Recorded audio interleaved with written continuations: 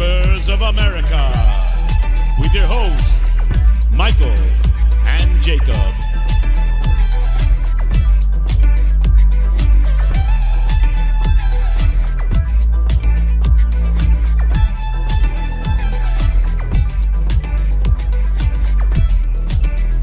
Yes, people, big up. Welcome back to the channel. Episode 235, the Untitled series. Hope you are too blessed to be stressed. Welcome into another edition. How are you doing? As you can tell, I called for an emergency meeting of sorts. Chewy's here. Maybe the light will hit him better that way. But how you doing? Welcome into the show. Welcome in, everybody. Hope you are doing well. Look, got a poll in the chat. EUROPA starts this week in just a little while. So I wanted to see just a general vibe of everybody in the chat, whether you're a rival, whether you're not, anything in between.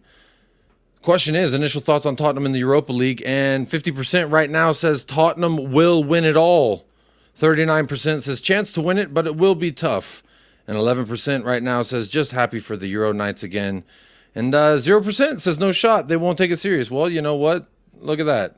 Big up to all those people. And big up to everybody here. Wow, already over 100 people in the house. I didn't even update the subscriber count. So if you are new, make sure you are hitting a like and subscribe on the channel.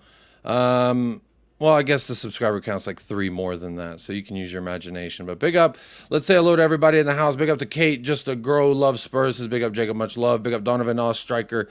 Daddy Davies. He might be playing on Thursday. We'll find out. Big up Phil Coys every single time. ANGE in.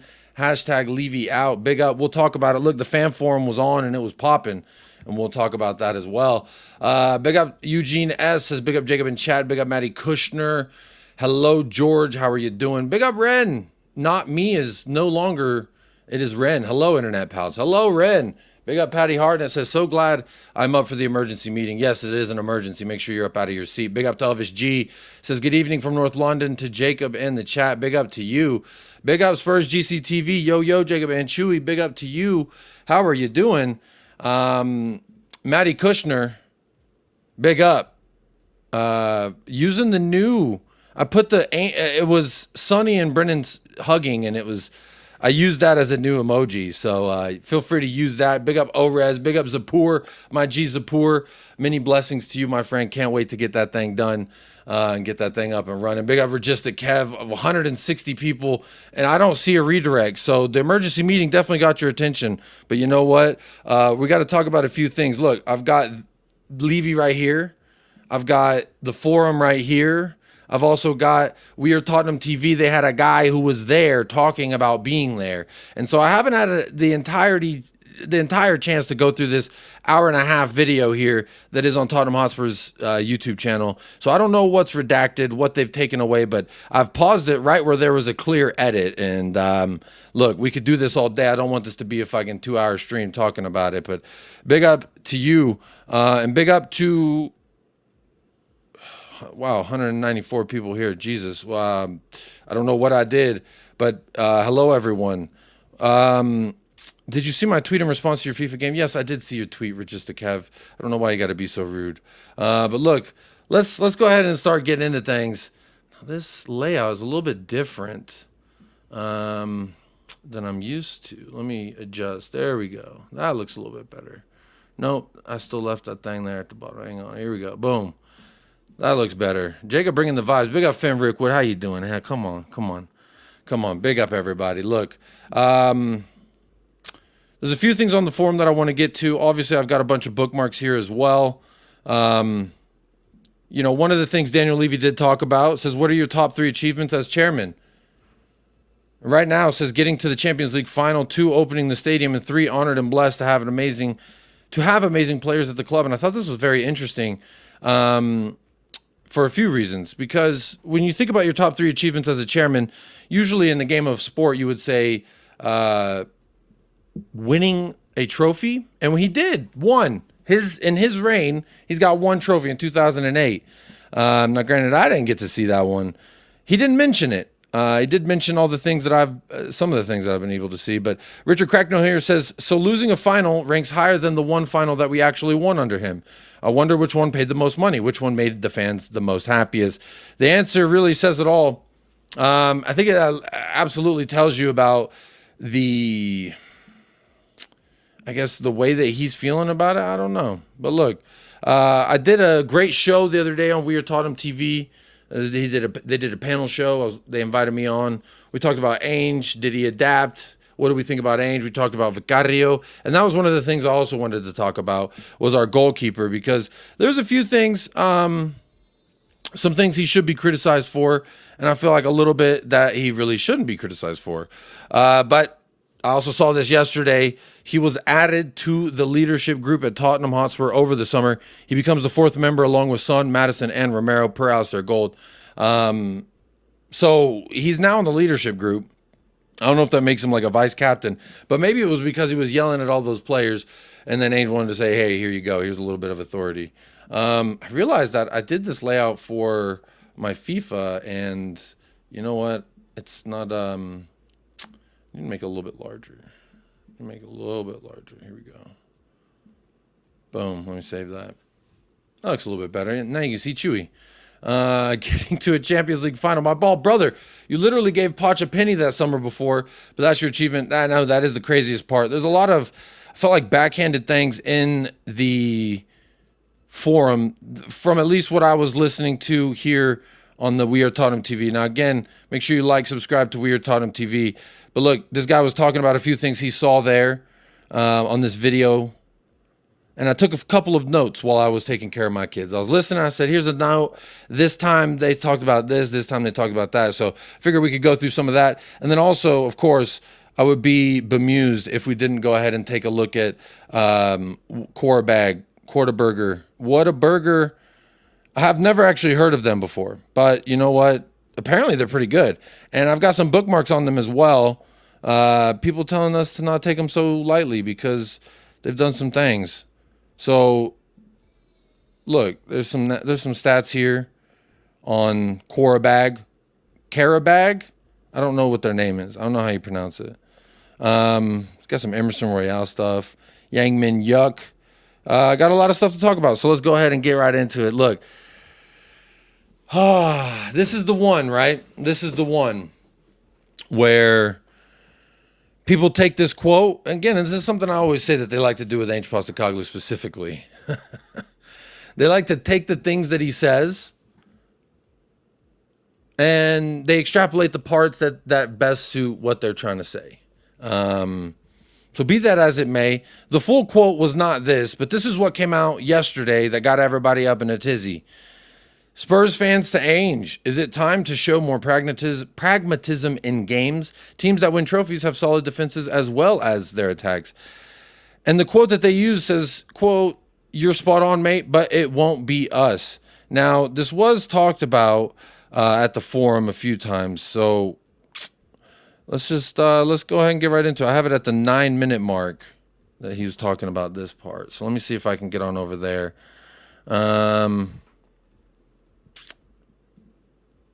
Show this tab. I know a lot of people are upset about that on social media. Yeah, he obviously talked about getting the Champions League, which I think that's Levy. Hang on, 9 minutes is where I have it. 9 minutes. Let's go to the 9-minute mark. Deviate from that. I mean, yeah, the defenses as well as attacks, and he says, you're spot on, mate, but that won't be us. As much as we want success, there is a Spurs way, and I won't deviate from that. I mean, yes, there's a Spurs way, but I kind of do feel like from those comments, it's just like saying, you know what, the defense is going to be the defense. We're going to concede goals, but hopefully we're going to score more goals than the opponents. I mean, that doesn't fill me with that much confidence moving forward. I don't know about you, Jared. But the gentleman asked that question was sitting in front of me, and it was a great question. And so the guy who asked the question was sitting in front of this guy that Ben and Sim got on their channel. And instantly almost, he didn't not take it on board, but he almost just went, no, this is how we're going to play. And I guess I've had 24 hours to think about it. And what I've taken from listening to Ange is there's nothing. He's not arrogant. Here, before he gets into this, because I do like his answer. Aggregators try including context challenge. That's a challenge they're all going to fail, buddy. They can try as they might, but they're going to fail. There's no arrogancy here. He just believes Ange is. I've had 24 hours to think about it, and what I've taken from listening to Ange is there's nothing. He's not arrogant. There's no arrogancy here. He just believes how he wants to play and how he wants us to play, and he will not change that. So the question was great, but he instantly went, "No, this is how we're going to play." And I've thought about it a bit, the last few hours, and I was the same as you. I was kind of like, there's times where we need to just drop a bit. Let's get a bit more defensive. Let's be a bit more careful. But I also respect that he wants to play this way. And if it doesn't work, he takes responsibility and there's no arrogancy. It's just what he wants to do. And I've almost sat today and gone, okay, I'm going to get behind you. Not that I wasn't before. So a few things here that I wanted to unpack. There was a part in this video, I don't know exactly where, he mentions that ANGE almost looked uncomfortable to be there. And it was really strange because even in the beginning, it was like just like some really, really crazy, strange, weird praise. Let me show you this. So they all come out, right? Obviously, look, you're going to watch this and you're going to think that there's some kind of issue with the video. There's not. However, they have a codec problem in their download. They downloaded this video from wherever they shot this at, and their codec is fucked up. So any physical movement you see is going to look super distorted. Thank you. You see that? You see how they're all like seasoning? Now, Daniel, let's get down to the business. Wait a minute. There was a part where they said ANGE Postacoglu. Technical director, and for joining us as well. It's great. Ange, ladies. Okay, this is the part I wanted to show you. Okay, so I'm jumping around a little bit, but that's just to show you this part. I thought this was weird. This was a weird little jump cut that they did. Ange, ladies and gentlemen.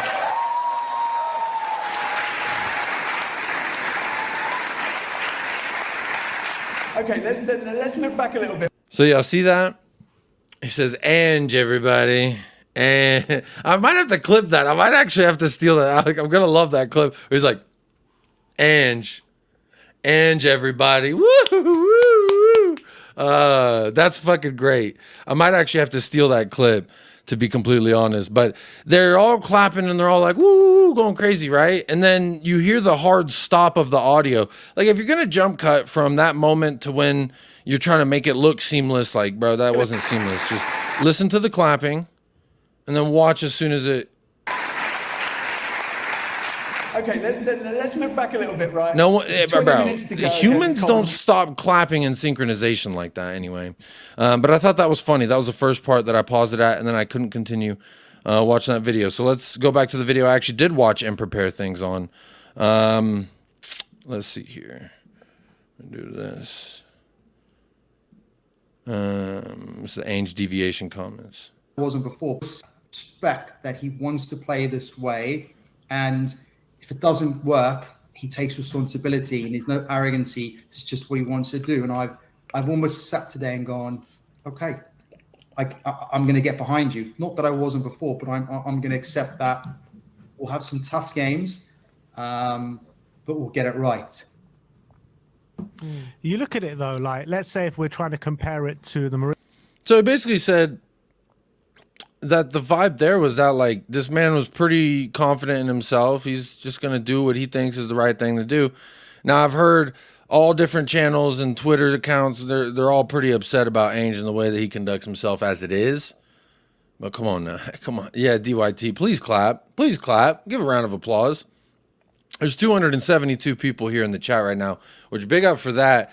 I haven't seen a redirect, and no one has said a redirect either. So I'm going to go ahead and take a little screenshot because I think that's the most live organic viewers that have ever tuned into the channel at once. Now, I don't know if you're all here to love or hate on me because I ain't seen too many new names in the chat, but make sure you are hitting a like on the video, subscribe to the channel, all that fun stuff. It'll help the channel grow. And you know what? I appreciate it. But big up. Let's keep seeing what's going on here. Yes, yes, Queen. You already know. You already know, man. Good to see you back in the house. Hope you are too blessed to be stressed. The Maurizio Pochettino team, where everyone wants to get back to those levels fighting at the top of the league. As much as we played some great attacking football under Maurizio Pochettino, he always valued a good defence. And over that 2-year period, we had the best defence in the league with Toby, Jan, Rose and Walker. And I don't know, it just doesn't sit right with me. Big up Hotspur Hippie. Huh? It's not like we sat back. I mean, no, we didn't sit back, and no one's asking Ange to sit back, but people are asking Ange to put a bit more focus on the defence. But we... Ange, everyone. Let's. Oh my God! Can someone clip this part for me? Can someone please clip this part for me? Where have you seen you can watch, bro? This is on Tottenham Hotspur's Twitter. Yeah, someone needs to clip this part for me. This is on their YouTube account. All right. And look, I was letting them know something wrong with your codec. Hence the jumpy blur when there's movement. I'm going to like my own comment because they need to know. Something wrong with your codec, buddy. Something wrong with your codec. But I need this as a clip. So I need somebody to please clip this part. It is 2 minutes, 29 seconds into this video. I'm going to put the link to it in the description of this live stream so you can find it. And then I'm also going to say to Tottenham Hotspur, please don't hit me with a copyright strike because I'm reviewing the fan content that you put out on a fan channel. That is my disclaimer. Link and channel to forum. There it is. So it's saved. It's in the description. I need this clip, or I'll just save it my damn self. Ange, ladies and gentlemen. No, you need the. Thank you very much indeed. You need the first part. Maybe it's a little bit before this. Hang on. Thank you for joining us as well. It's great to have you here. So 2 minutes, 27 seconds. 2 minutes, 27 seconds, okay? Ange, ladies and gentlemen. Oh, that's fantastic. I'm going to need this clip ASAP. Okay, let's look back a little bit. So let's see what they say Right, here. it's 20 minutes to go against Coventry. Are you thinking about what this is going to potentially be like? No, that's what you love about football. We had a great week last week, not just because of the results, but the manner in which the boys showed everything we want to be. We had to dig deep during the week and then performed really well on Sunday, played some great football, made it exciting, which is the team we want to be. Absolutely. I mean, last year, Daniel, to a great cheer in the audience, you said we've got our Tottenham back when talking about Ange. Seeing us dismantle Brentford in the way we did over the weekend, was that phrase, again, appropriate? Because it's been, interestingly, the statistics and the results haven't quite matched up at the first games of the season, but over the weekend, it was incredible to watch. Hard hitters. I'm incredibly proud of both our teams and our managers. Oh, well, we're going to talk about Crystal Palace in a bit. That was brilliant. Yeah. And, I believe that we're on the right track and we're going to have some ups and downs. But Jumpiness we're in a really is good place. fucking... Indeed. I feel like I'm having Robert, a fucking seizure or great something. start to the campaign. But also a fantastic pre-season victory against Palace. So we can have, Not gonna lie, I don't know who that is. And did Kuti, and you texted last year, we talked about how you texted Kuti and you texted James Maddison to say, I want to do this huddle before the game. And I remember you telling us this is a question for that Son? Kuti didn't even read your text. Question is, has he started replying to your messages? Yeah, Kuti has been very good. I mean, the he's codec. stepped up as a leader, fucked. big group, and I mean, he's a world-class player, so we don't have talking about his. Let's see. I'm gonna go back to this guy because he actually they asked him questions and he talked about it since he was there. We had a very good defence in a similar way to how Ange. You could argue from the not squeeze the opposition, force a wall. True. That's also true. How are you feeling from that, Jared, from what we just said? Do you agree, or do you... We're going to defend instead of giving when they have possession, just dropping back. But also, Poch had variations of ways of playing. He could switch up the formation. Poch? He could Season. agree, or do you... I mean, there's times where you want him to change and you want him to make it slightly. There was a great question towards the end, and I don't know if it'll be edited out, and it kind of said everything. The gentleman said to him, "Oh, this is the part I wanted to make sure that we got to because he's like, I don't know if it's going to be edited out or not." Yes, and I was like, well, why would they? My first thought was, why would they edit it out? there was a Hotspur hippie. No racismo so far. Cool. Yep. We keep the channel racism free. We say no to racism here, even though the Premier League doesn't. All right. Just keep it 100. Great question towards the end, and I don't know if it'll be edited out, and it kind of said everything. The gentleman said to him, "Ange, can we get some more defibrillators around the ground?" And everyone kind of asked why, and he said, the gentleman said, because when Vicario plays that ball out from the back to Romero, it's not good for any of us, and that almost summed it up a bit, and everyone laughed because we all knew, because we've all sat there, God, just put it into row Z, and what. Well, and I want you on the edge of your seat, but I want you on the defibrillator thing, I guess. Just dig in, but he's just not going to do that. And he said, I guess this comes from his dad and how his dad, brought him so up. Basically, I'll sum up what he's been saying because I had a hard time following track. Basically, he's saying something to the effect of there was a guy that was talking about playing it out of the back with Vicario. Sometimes, maybe you need more defibrillators around the ground because playing this style is not really good for everybody's health. And what I found was really intriguing was Ange's response to that, which it didn't actually make the runs on Twitter, which surprised me because I figured Twitter would have eaten this part up too as well. Brought him up in terms of football when he said, I want you on the edge of your seat, but I want you on the edge of the seat when we defend, and I want you on the edge of the seat when we attack. So his response to it was that I want you on the edge of your seat when we defend, and I want you on the edge of your seat when we attack. Now, this is the part where I'm like, I don't necessarily want to be on the edge of my seat when we defend. I want to feel confident when we defend. So I don't know how much of that is serious or joking. And it'd be interesting to see if there's a part where this happens in this video where we could find it. But again, it's an hour and a half, it's an hour 15 or an hour and 10 minutes long. So I don't know that we could do that within the confines of this stream here.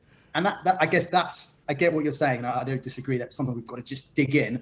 But he's just not going to do that, and he said that. He said there was a point where he said we're going to go after teams, and there was quite a bit around what the first few games would look like and how we've not done that. And Brentford was probably an example of what we can do, and he almost said this is how we're going to play, whether we're playing City or whether we're playing Brentford or Leicester. So there it is. I think the sentiment remains unilateral or uniformed. I don't know what the right word is there, but Ange don't give a fuck, dog. He's gonna do his damn thing.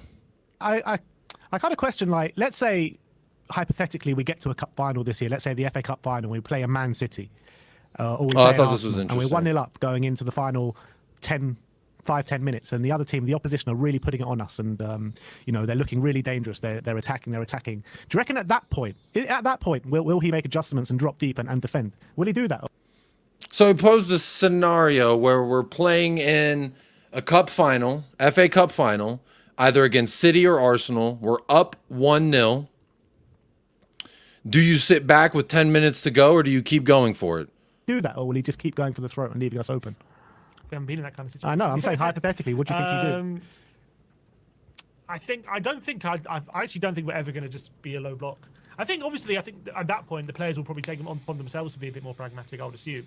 But I think I remember, what game was it last season? There was a game where we were 1-0 up and going into the last stages, and we kind of just kept attacking. I think on that occasion we ended up winning, and he was saying after the game that in his point of view, like we are more likely to get a result if when the opposition is trying to put us under pressure, if we can exploit.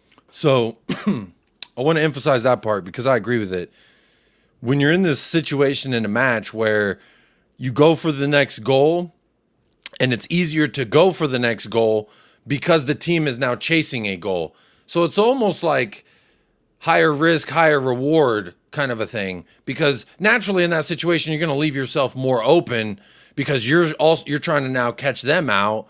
So it's a little bit of a crux 22, but I like the notion of, hey, keep going. They're going to continue to, as the game wanes on, they're going to continue to bring the pressure and play out, which will leave more space in behind for us to exploit. Now, again, it just comes down to whether or not we're going to fucking exploit that space or not. And the whole idea is to exploit that space and take advantage of it in the final third. Now, there's also a part of this that I want to get to where Sonny talks about the final third and where he sees things. And I thought it was a very poignant, not poignant, but it was a good point anyway. exploit the gaps that they're leaving rather than dropping into a low block, we're more likely to get the result. And it's also easier for them to exploit the gaps that we're leaving. Yeah, potentially, but he thinks it's more likely for us to exploit their gaps, and that's the game he's trying to play. You know, we're trying to be one of the best teams in possession. So if teams want to go toe-to-toe on that front, we're going to be better off exploiting their gaps than they are ours, and that's, I guess, what he's trying to say. Do you agree with it? Do I agree with it? Do I agree with that? I mean, probably not necessarily. So I love Sim for this reason, because he gave you a very balanced, I guess, observation. He talked about it without really telling you how he felt. So then his brother asked him, well, do you agree with it? And you could tell he's kind of like, I don't know. Necessarily, unless we become that good. It takes a very high level. Yeah. If you're a prime Barca, then I agree with it. But we're not prime Barca. So here's another point. If you're prime Barca, you could get away with doing that. But we are not prime Barca, therefore we cannot get away with it. My thought is this. You don't become prime Barca if you just fucking keep chopping and changing and restarting the program. You got to stick with it, build up, whether ANGE is the guy to take us to being a prime Barcelona, right? Obviously, take that with a grain of salt. We'll never be fucking prime Barcelona because I don't think there's ever going to be another Lionel Messi like that. But that's neither here nor there. Maybe Mikey Moore, I don't know. Talk to me nicely. But if you're prime Barcelona, the only way we can even get close to that level of talent is to continue the process that we've started. Now, a lot of people like to use Arsenal as a benchmark, as a point in which to say, look at what they've done, look at this, look at that. Now, there was moments in Arteta's tenure where I'm sure they thought, hey, maybe if we sack Arteta, we could then push on. And they stuck with it. And you know what? It's almost worked out so far. They haven't won anything, but you got to imagine they feel like it's pretty imminent. And I would like to be in a point where we all feel like it's imminent. Maybe we all never get there. I don't know. Big up Ben Kaufman, 16 months in the troop, just popping in bedtime. Good night, Ben Kaufman. I was going to try and play, but it was a good night clip, but it's like a crying good night clip. So it actually doesn't make sense because Ben Kaufman, I've got nothing but love for you. No tears. Hope you're doing well. Shout out to Coffee Company. Hope you are fantastic. We will become prime Barca. Hey, we might be able to become prime Barca. Is there a link for the forum? Because I can't see shit on their YouTube. Bro, all right, copy. I will paste it in the chat just for you, Phil, because I love you, buddy. Just for you. There's the fan forum. Put the link there. I put the link right there. You can click on it. The rude boy. Let me deposit here. If ANGE was in the same position Arsenal was in, we would have lost 5-2. You don't know that because we weren't in that position, but it's fun to infer, I suppose. Levy means we can never become a Brian Barca. Budget Iniesta means you don't have an Iniesta. I mean, that's a good point. I think the whole MO is like they buy the kid that they hope can become that fucking prime Barca. Now, Levy did in this forum thing mention he wants to reinvest more into the academy. So maybe that means we can make our own La Masia. Probably not. More than likely not, but you never know.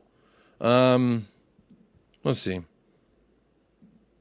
From that sense, no, but look, I'm happy to be proved wrong in terms of how good we can get. And at the moment, we're on the right.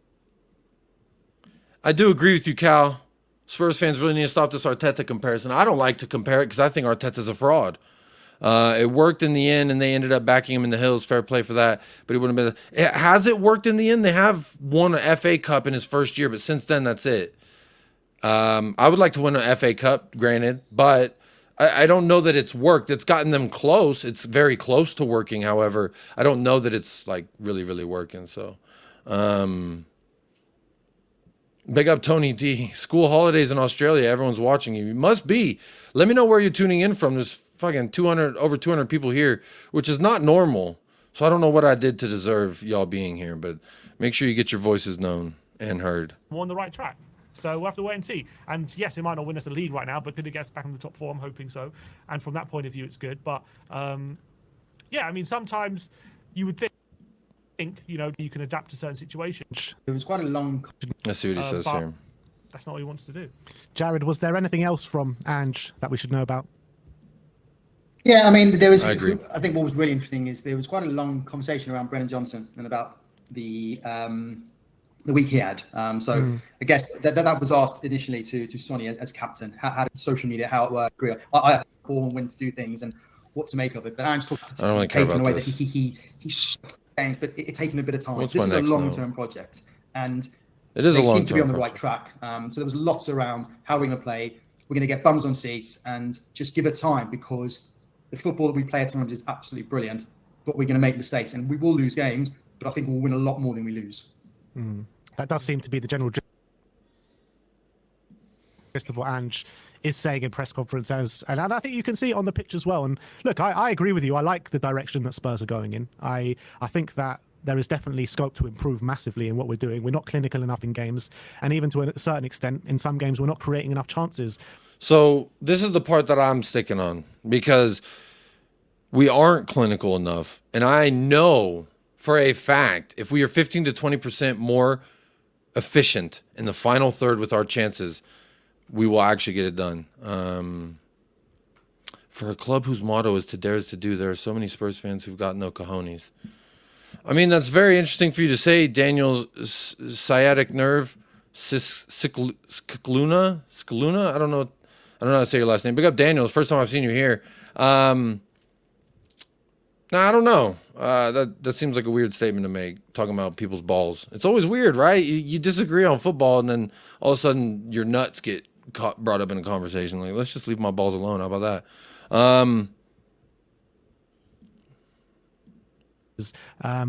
But I think that also falls in line with the quality that we do have in the forward line. I still think we need better quality there, right? In terms of Brennan Johnson, I think, he's had a brilliant week in terms of scoring in the league so far. I don't care about this Brennan Johnson stuff, I'll be honest. Yeah, I mean, Okay, so I'm going to actually go forward to the next point I wanted to speak on, which was about that efficiency in the final third. And the fact that I've been like, hello, those last two losses in the Premier League to Newcastle and to Arsenal, it was 38 shots in 180 minutes, 35 shots, something like that, 35, 38, I don't remember. But it was somewhere in between there. And they said that the tactics weren't working versus the best defense in the league and a decent defense in Newcastle. They said it wasn't working. But 35 plus shots in 180 minutes, to me, it sounds like it's fucking working. To me, it definitely sounds like it's working. The thing is that final third. We got to just figure that part out. And you know what? Sonny at least acknowledged the fact that he knows. So 25 minutes, let's see. Would be better off going on loan, and he sees, I guess, that thing to our squad. All right, I think here it is. What about Sonny? Did Sonny have much of an impact? The clip So he's talking about Sonny. that's going around, obviously, a young fan, I think, asked him who his favourite Tottenham player is, and he said Ben Davies. But apart from that, was there much input from Sonny? So that one was, I didn't get that one. He's talking about the Ben Davies is his favorite player. Arson, what's the beef with QARABAG? You're an Arsenal fan. You hate QARABAG. That's crazy. Daniela Stewart, big up. Spurs can never beat Prime Barcelona because you're not one of the two biggest clubs in the league in a two-team league. I mean, that's a fair point, Daniela. I can't agree with that. Or I can't disagree with that, excuse me. Versus Newcastle, I heard Spurs had 2 shots over 0.10 XG. I don't know what the 0.10 over XG. I just know there was 30-some chances in 180 minutes that we did not capitalize on. And one of them went in, and it was off an own goal from Dan Burn. So to me, that's not good enough. That's inefficiency in the final third. And we got to figure that part out. Because as you saw versus Brentford, if we are just a little bit more efficient, we can win. Now, I need us to be a little bit more efficient than Brentford, because there were moments in that match where I felt like we didn't really put it away. We didn't really stamp it and say this is done until the 80-something minute. Now, it almost was 2-2 a couple of times. Thank fuck it wasn't. However, we should have been up 3-1 by halftime. Should have been up 3-1 right after halftime. The fact that we failed to do that was a failure in the final third. Not a failure of tactics, a failure of execution of those tactics in the final third. I was like, Ben Davies, wow, did not see that one coming. I was assuming he would go Harry Kane, but I guess there was a joke going around, wasn't there? That when Bale was there, Roden, and it was all the Welsh crew, he was part of that. I guess that's where they came. He was part of that. But yeah, Sonny spoke, as he always did, really well. The bit that I was really intrigued is he talked about the final third, and he's talked about not the lack, but the fact that we're playing really well, but it's that thing with that final ball. We all know that scoring goal or a goal is the hardest part of the game, and we are so close to that final piece. Hey, Daniel, it's okay if you talk about my balls. You wouldn't be the first person on YouTube to mention my balls when it comes to Tottenham Hotspur. So it's okay. I think it's just we need patience. We need and I know people hate the P word because they're like, one trophy, 24 years. Yeah, I get that. But like, this is different. Ange Postecoglou, where we're at right now, is not where we were 5 years ago. It's not where we were 6, 7, 8, 9, 10 years ago. It's definitely not where we were when I became a fan. And before I became a fan, I do read up on the history. I do try and learn as much about something when I fall in love as possible. And this is not like any form of us. There's traces of Tottenham Hotspur within this Ange Postecoglou regime so far, sure. Like the Timo Werners, the Archie Grays, Lucas Bergvall. These are things that we're going to continue to do. Ange, no Ange. Jose Mourinho, the special one, the guy who doesn't not win trophies, he gets the same treatment. Antonio Conte gets the same treatment. Ange is no different when it comes to the type of treatment that he gets from this club. Now, if you agree with him accepting that treatment, you know, that's personal and that's relative to the subject. But for me, I don't at all blame him for the way that this club is run. I more, I say valiant effort there, Ange, for trying to deal with the restrictions that this club is putting on you. And you're still trying to get something good out of this, even though everybody's turning their back on you. Not everybody, not me. And we're working really hard in training, and we're seeing in games and how we did at Brentford in the first few games of the season. If we can just keep training and just make the right decisions at the right times, those final third moments will turn into goals, which ultimately will turn into 3 points. So he spoke a lot about that. He talked about the leadership. He talked a lot around how they need to be as leaders, leading towards the Brennan Johnson thing and how they all came together. There was a bit. Hasn't gotten to the part. Good night, Matty Kushner. Have a good night, my friend. Let's just hope it turns around soon. It will, baby. That thing's gonna turn around. Every now and then that thing is turning around. We will see that ass. Come on now. You got to believe that thing's gonna turn around, baby. Daniel Wang says, big up. Conte at least called out the problems of this club. He is a yes man. Technically, Conte was a yes man as well. So if you want to use Conte as a barometer, we can go there. And I can tell you, look, I've even got the clip because I thought it was relevant. All these Spurs fans saying, Ainge out, Ainge out. And then you use Conte as a corner point. I'm not saying that you, Daniel Huang, that you did this necessarily. But there was Spurs fans that say Ainge out. But then they were also like against Conte. Because Conte called it out. And Conte was right. He was not wrong when he said this. To be involved in this situation. Because it's time to change the situation if Tottenham wants to change. If they want to continue in this way, they can change manager, a lot of manager, but the situation cannot change. Believe me. Thank you very much.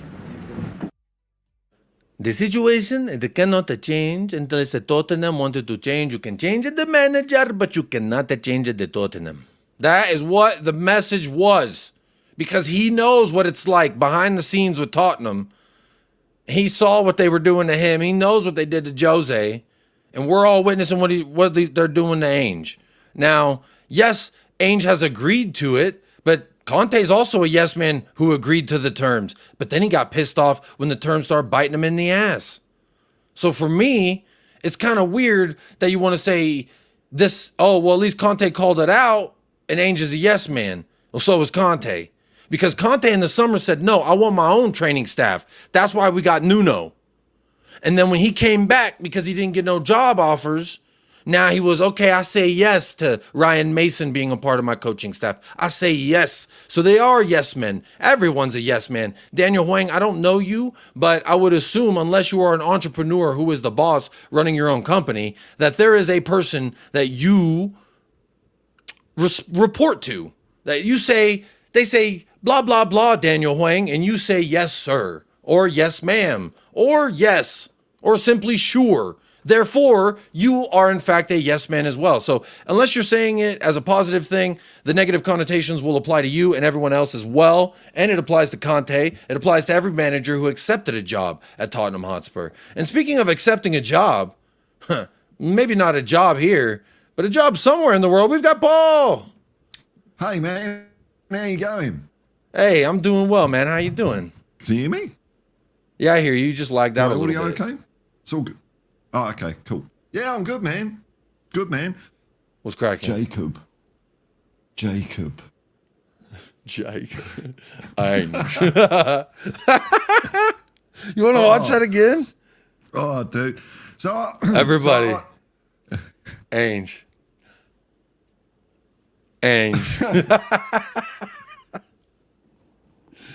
Oh, how you doing, man?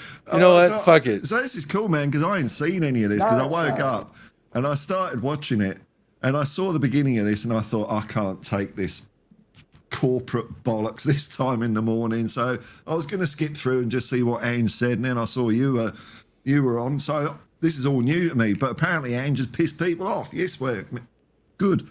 Well, I put in the title that he's got fans ruffled up again because, you know, whenever he says something, if he says 1, 2, 3, 4, he should have done 1, 3, 2, 4, 5, 7, 6 instead of 1, 2, 3, 4, 5, 6, 7, 6. So, you know, it's interesting. I find it weird personally, but everyone's allowed to, you know, feel however they want to feel. Yes, it's true. It's, you know, let them cry. Let them feel however they want to feel, because you know what? Life is meant to be enjoyed, and if fucking being miserable you find enjoyment, then by all means, But I just don't understand, like, I feel like people just don't like Ainge as a person, so therefore when he says anything in the public, they're like, fuck you. When he says this, it's fuck you, we get a result. It's, yeah, thanks for that, but fuck you if you don't do it again. And it's just like, never is there a situation where I feel like he's going to be in a winning position. What do you think, Paul? Yeah, I think there's a lot of that going on, and you know, there's people that didn't want him in the first place, and they still don't want him, and they're bending over backwards. But you know, we're starting to play well, and now I'm starting to see people that, you know, they're backpedaling by saying that Ange is adapting. Is he fuck? You know, we're just playing better. We're doing what he says better. That's, I mean, if you call that adaptation. So I don't know, man. I mean, you can see the guy. He's just going to keep doing it his way. That's the way it's going to be. Mm-hmm. And people don't like that, Paul. They don't like the fact that he's just going to do what he's going to do. But you know what people are going to do? Napai and I have got a YouTube baby, about 1 month old today. So how about that? Big up Napai says, I'm feeling super immaculate right now. Big up Napai, man. You got me feeling good. Big up for the, hey, look at that. You even get fucking me. Big up to you and all the YouTube chat members. All your support on the channel does not go unnoticed. That shit means something to me. That's what I'm talking about. This shit means something to me, man. It do mean something to me. Big up Nate Pye and the entire Pye family.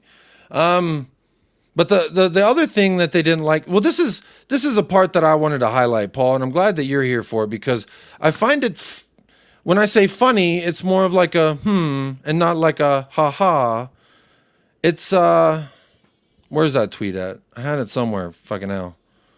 And it was the first thing that they came out with. Yeah, this is the first thing I saw yesterday when it was all happening. And it says, Spurs fans to Ainge.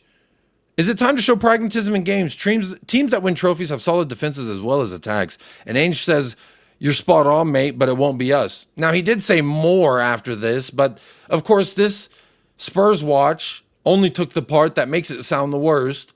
So it's kind of, to me, it's like, yes, you could try and do like this is only my first impression, right? But it's like, if I told you he's a shitty person and then you met him for the first time, you already got that negative connotation to whatever it is that he says, right?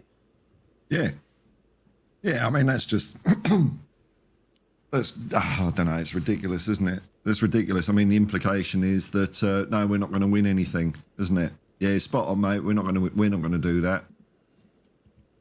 I don't know. I've never seen Tottenham fans so bloody hooked up on defence. I really haven't, man. I mean, I'm not discarding defence or saying it's not important, but bugger me, it's not our way.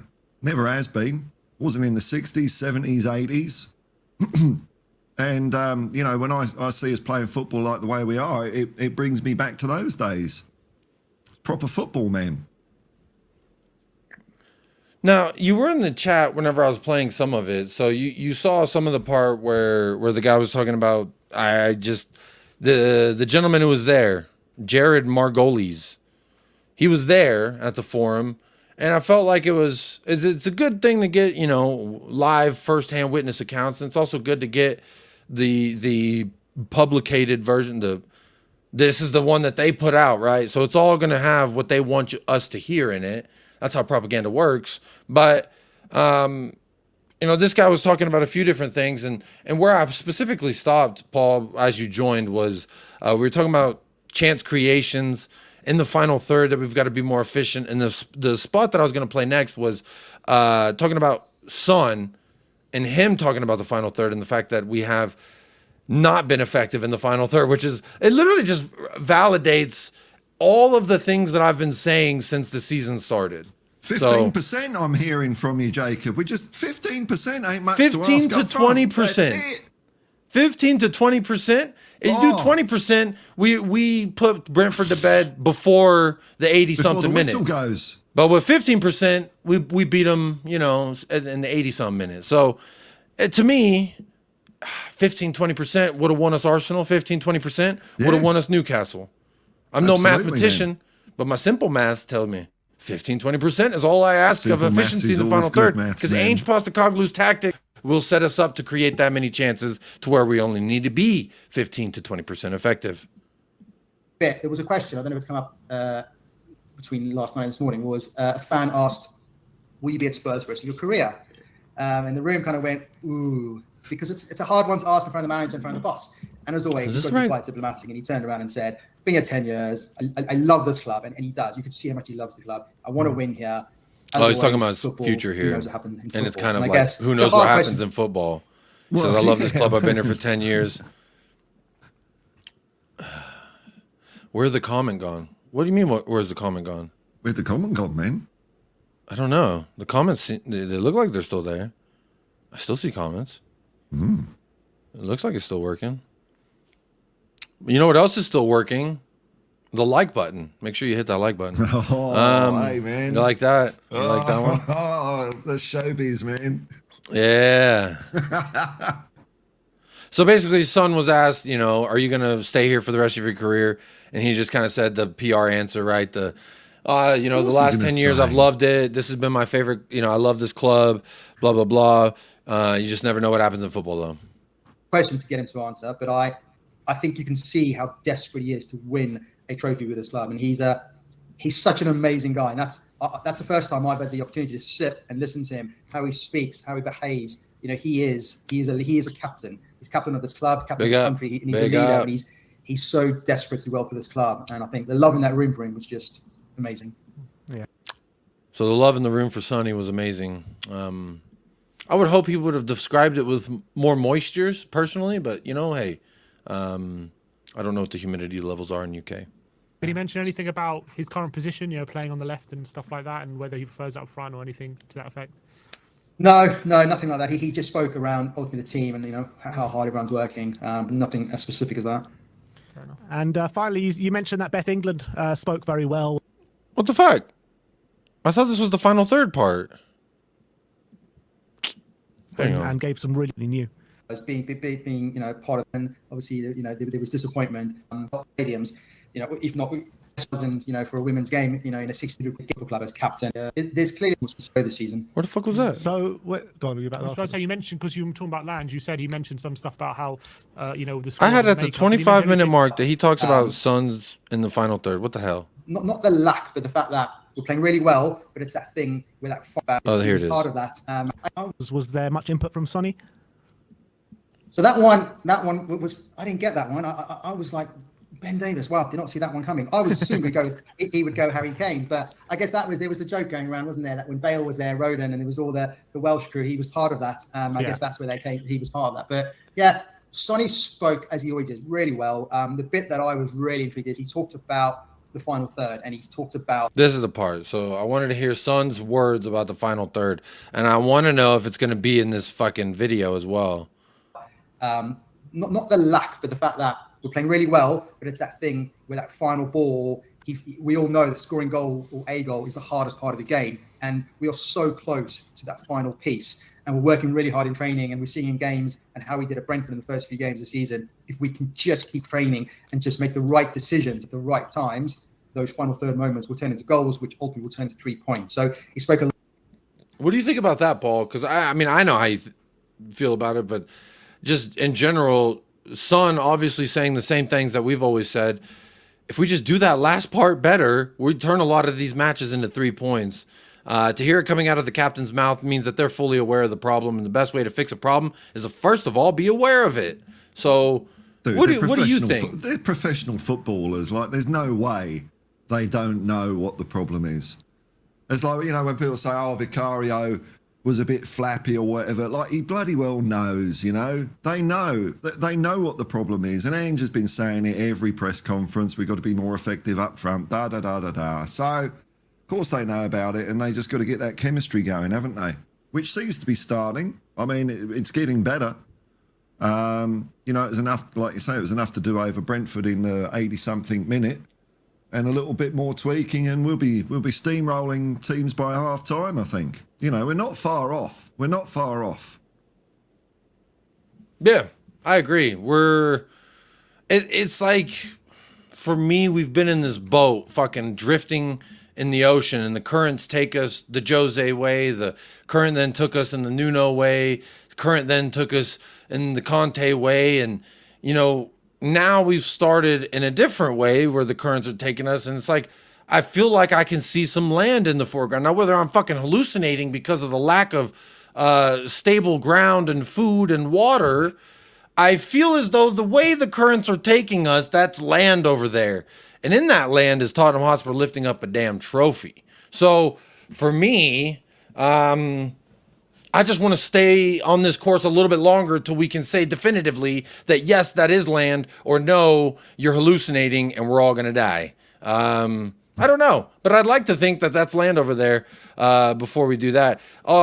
Big Up Sava says, can we be honest about this club? For all the talk of tactics, Ange in, Ange out, defending, attacking, etc., etc., any manager will live and die by their results. Ainge is no different, and I agree. Ainge is no different than that. Is he will live and die by his results. Sure. The thing is the acceptance of certain results. And there was a part in this where this man speaked about Daniel Levy, because he said that Daniel spoke in the beginning for a part, and then he would tag on at the end of some answers to questions that other people received.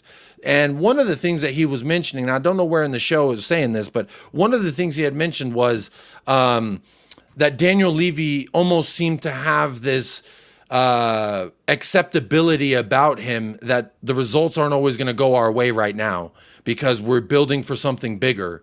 And that is not something that Daniel Levy's in the prior ever done. When shits look bad, he fucking cuts the head off the snake and tries it again. But it seems like now, by this guy's account, I would love to find the spot where he does mention this. It's probably in the Levy section, but there's a part in there where he does say it came across as though Levy's more accepting of failed results in this juncture because we are trying to do something different. So, but I do agree with Sava. Man. It's Ange's club, you know. Like for all Mourinho and Conte are good managers, they didn't have the right personality to deal with the club, and whatever that means. You know, I'm not saying that you know the club's run well or anything like that, but they were just too abrasive. And Ange is, you know, there's more than one way to skin a cat. You just can't refuse Ange. It's his club. That's it.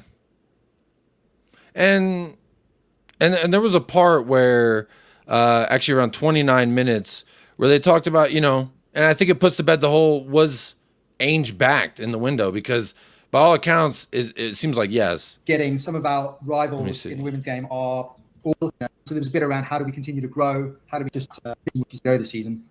So, go on, I was about to say, you mentioned, because you were talking about Lange, you said he mentioned some stuff about how, the squad and the makeup. Did he mention anything about anything different they're doing since he's come in, recruitment-wise, or anything specific? Did he go into any specifics, Johan Lange, or is it just about the squad mainly? Yeah, it was mainly about the change in the squad. Obviously, he got that question about now transfer window's closed. What do you do? Because obviously, we assume he just, he relaxes till Christmas, doesn't he? But he talked about there's a lot behind the scenes. Him and Ange. I think the bit that he talked about as well was when he talked about some of those loan players. A lot of what he's doing as well, and part of his team is they are seeing and watching a lot of those games, and they're very involved in what's going on with the players on loan, so they still feel part of the club as opposed to being loaned at a club in Europe. But he just talked about the strategy to make sure everyone's aligned. Increase the investment in the academy, and that's quite interesting, right? So do you Yeah, think apparently going Levy's forward, going to invest more in the academy. well, it hasn't been shown to be, hasn't been shown. will lead to better results. Well, I think you think the more players will come through. Yeah, you look at the top of the You know league what? now, It you've may got have been in the Bowman. beginning. That is the only trophy he's won. Were you surprised by that? I mean, we can go through the kind of comments that we know about, and then things that were put to Daniel Levy and about criticism that comes his way and about his 3 best achievements or his 3 top achievements as chairman so far. And obviously he said the 3 top achievements are getting to the Champions League final, opening a new stadium, and the fantastic players. I already talked about this earlier, Paul, but I want what are your thoughts real quick? Levy, when he asked what are his top 3 achievements for Tottenham, he said getting to the Champions League final, opening the stadium, and working with a lot of really great players or something to that effect. Now, none of it was about the fact that we won a damn trophy in 2008. It was about that we lost the final that we made a lot of money in. Our brand got exposed heavily in that moment. And the stadium, I agree, that's nice. You did bring that stadium, and, that's something you can hang your hat on. And then the other part was working with really good players. But then we sold all those players like Harry Kane and Gareth Bale and Luka Modric. So, I don't know. It just seems weird. It kind of indicates to me what we've already known his priorities to be, which is which ones are the best flashy dollar makers, and the Champions League final, stadium, and the really, really great players that he's got to work with. I don't know. Am I being too downtrodden on Levy for that comment? Oh, I don't think so. I mean, I'm just not interested in anything he has to say, really. He's just a rich twat. That's true. What does he know? He doesn't know anything about football. The whole Levy. Look, I'm just not interested in all that corporate shit. I know people are, but I'm just not interested. So, what I was going to do is I was going to go through that Spurs video. I just want to hear what Ange and Sonny has to say. Maybe Beth and the women's team coach. But I'm not really interested in what that guy says, because he's a. When you're I've got a philosophical problem with people being that rich. You just can't have a conscience, and he doesn't. Like last year when he said we've got our Tottenham back, I thought, you fucker, man. the cheek of someone to say something like that. Get the fuck out of here, dude. So I don't care about him. I just want to listen to Ange, man. That'll do. Yeah, we'll thumb through this a little bit too and see what's going on here. Big up Sava with the super chat. Appreciate that, my friend. Says, my feelings, I'm not convinced. However, if he can get us consistent and get form better in all aspects, and I hold my hands up and say I'm wrong. We all want Spurs to be successful. Love. Big up, much love to you, Sava. And Sava, he better go easy on those super chats, because I reckon he'll be saving up for that Ange tattoo. Yeah, that was exactly what I was about to mention. The Ange tattoo, when we lift that trophy. He said if Ange lifts a trophy this year with Tottenham Hotspur, he will get an Ange tattoo. Now, he has said that his wife will kill him, but I've also said a henna tattoo will work. It's a 2-week thing. You gave him an out, man. You gave him an out with that henna shit, and you can just draw it. Well, some people don't want things to be on there forever, but you know what? Man. If I've got 2 weeks of Sava with a visible Ange tattoo on YouTube, to me, beautiful. That fulfills the bet, which I didn't put anything up for offer. I said, when we win a trophy, I'm going to have Ange tattoo right here. And that's a voluntary thing. And he said, I'll do it too. I'm not a big fan. I like the League Cup is nearly, it's neither here nor there of me, but I'd take a Carabao Cup this year just for that, man. Oh man, I would love a Carabao Cup. I'd love an FA Cup. I would absolutely. I don't care. Carabao Cup getting tattooed on my body. Sava's wife says no. Maybe maybe when y'all go to the parade, she'll change her mind because y'all go to the Carabao Cup parade, and it'll be such a thrilling adventure for you both that I think both of you might even get matching ANGE tattoos. We never know. I was just Big thinking up Sava, matching, though. Big up. you know, that's the way to bring her on board, isn't it? Be inclusive, man. Yeah, everybody get honey, one. Hey, honey, why don't we both get one? Yeah. And then Alexander Castro on the same stream says, if we win a trophy with ANGE, he'll get a Skamaka tattoo. Now, I don't know why. It might just be because of the clip that I play all the time on this channel that references Skamaka. But big up Alexander Castro. Go on. Skamaka, you fucking idiot! The guy played the perfect match, you fucking lazy bastard! So big up for the Skamaka tattoo if you get that. Jacob needs a tattoo of Sava if ANGE is sacked this year. Now, that's crazy. Now, that's crazy. Maybe of your dog, your face. How about that? That sounds good. I'll do the dog's outline because I could just say it's any old dog. I'll take any cup. I'm right there with you. I'll take absolutely any cup. My girlfriend also don't let me get tattoos. She says it looks dirty. Well, Sahar, I say you do what you want to do, boo-boo, because it's your body, it's your life, but that's just me. My wife doesn't agree with all my tattoos. She says, you're done, right? I said, no. Just wait for Big ANGE to lift a trophy. There'll come another one. But anyway, look, we'll move along. Let's see what's going on here at this time. That's what you love about football. Real quick, just for Paul. It's great to have you here. This is for you, Paul. Right, good. ANGE, ladies and gentlemen. ANGE, ladies and gentlemen. I'm clipping that. Let's look back a little bit, right? It's 20 minutes to go against Coventry. Are you thinking about what this is going to potentially be like? No, that's what you love about Oh, football. God, that guy gives me the creeps, man. Fucking hell. He's just, you know. Well, I like that allegedly, by what they're releasing, it's showing that their first question they asked ANGE was, Coventry, were you worried about this forum? Because if you lost that, Ooh. I would have probably been one of the Wham Brigade. Wham. But I believe in ANGE. Jesus took the wheel, and we almost crashed, but we didn't, and we made it to the destination. We had a great week last week, not just because of the results, but the manner in which the boys showed everything we want to be. We had to dig deep during the week and then performed really well on some. So, Paul, he's looking down. How much does that make you angry? Oh, fucking hell, man. People go on about this. It's like, have you never fucking come across a person in your life that looks down when they're thinking of what to say? It's like... Yeah. I think it's a real ego thing, man. It's like, I demand that someone looks me in the eye, looks at me when they're talking. It's just what he does, man. But did you know, I heard, I don't know this for sure, but I heard in Japanese culture, it's actually rude to look somebody in the eye when you speak to them. So maybe that's why he does this. I'm sure it is somewhere in I'm the not world. Japanese.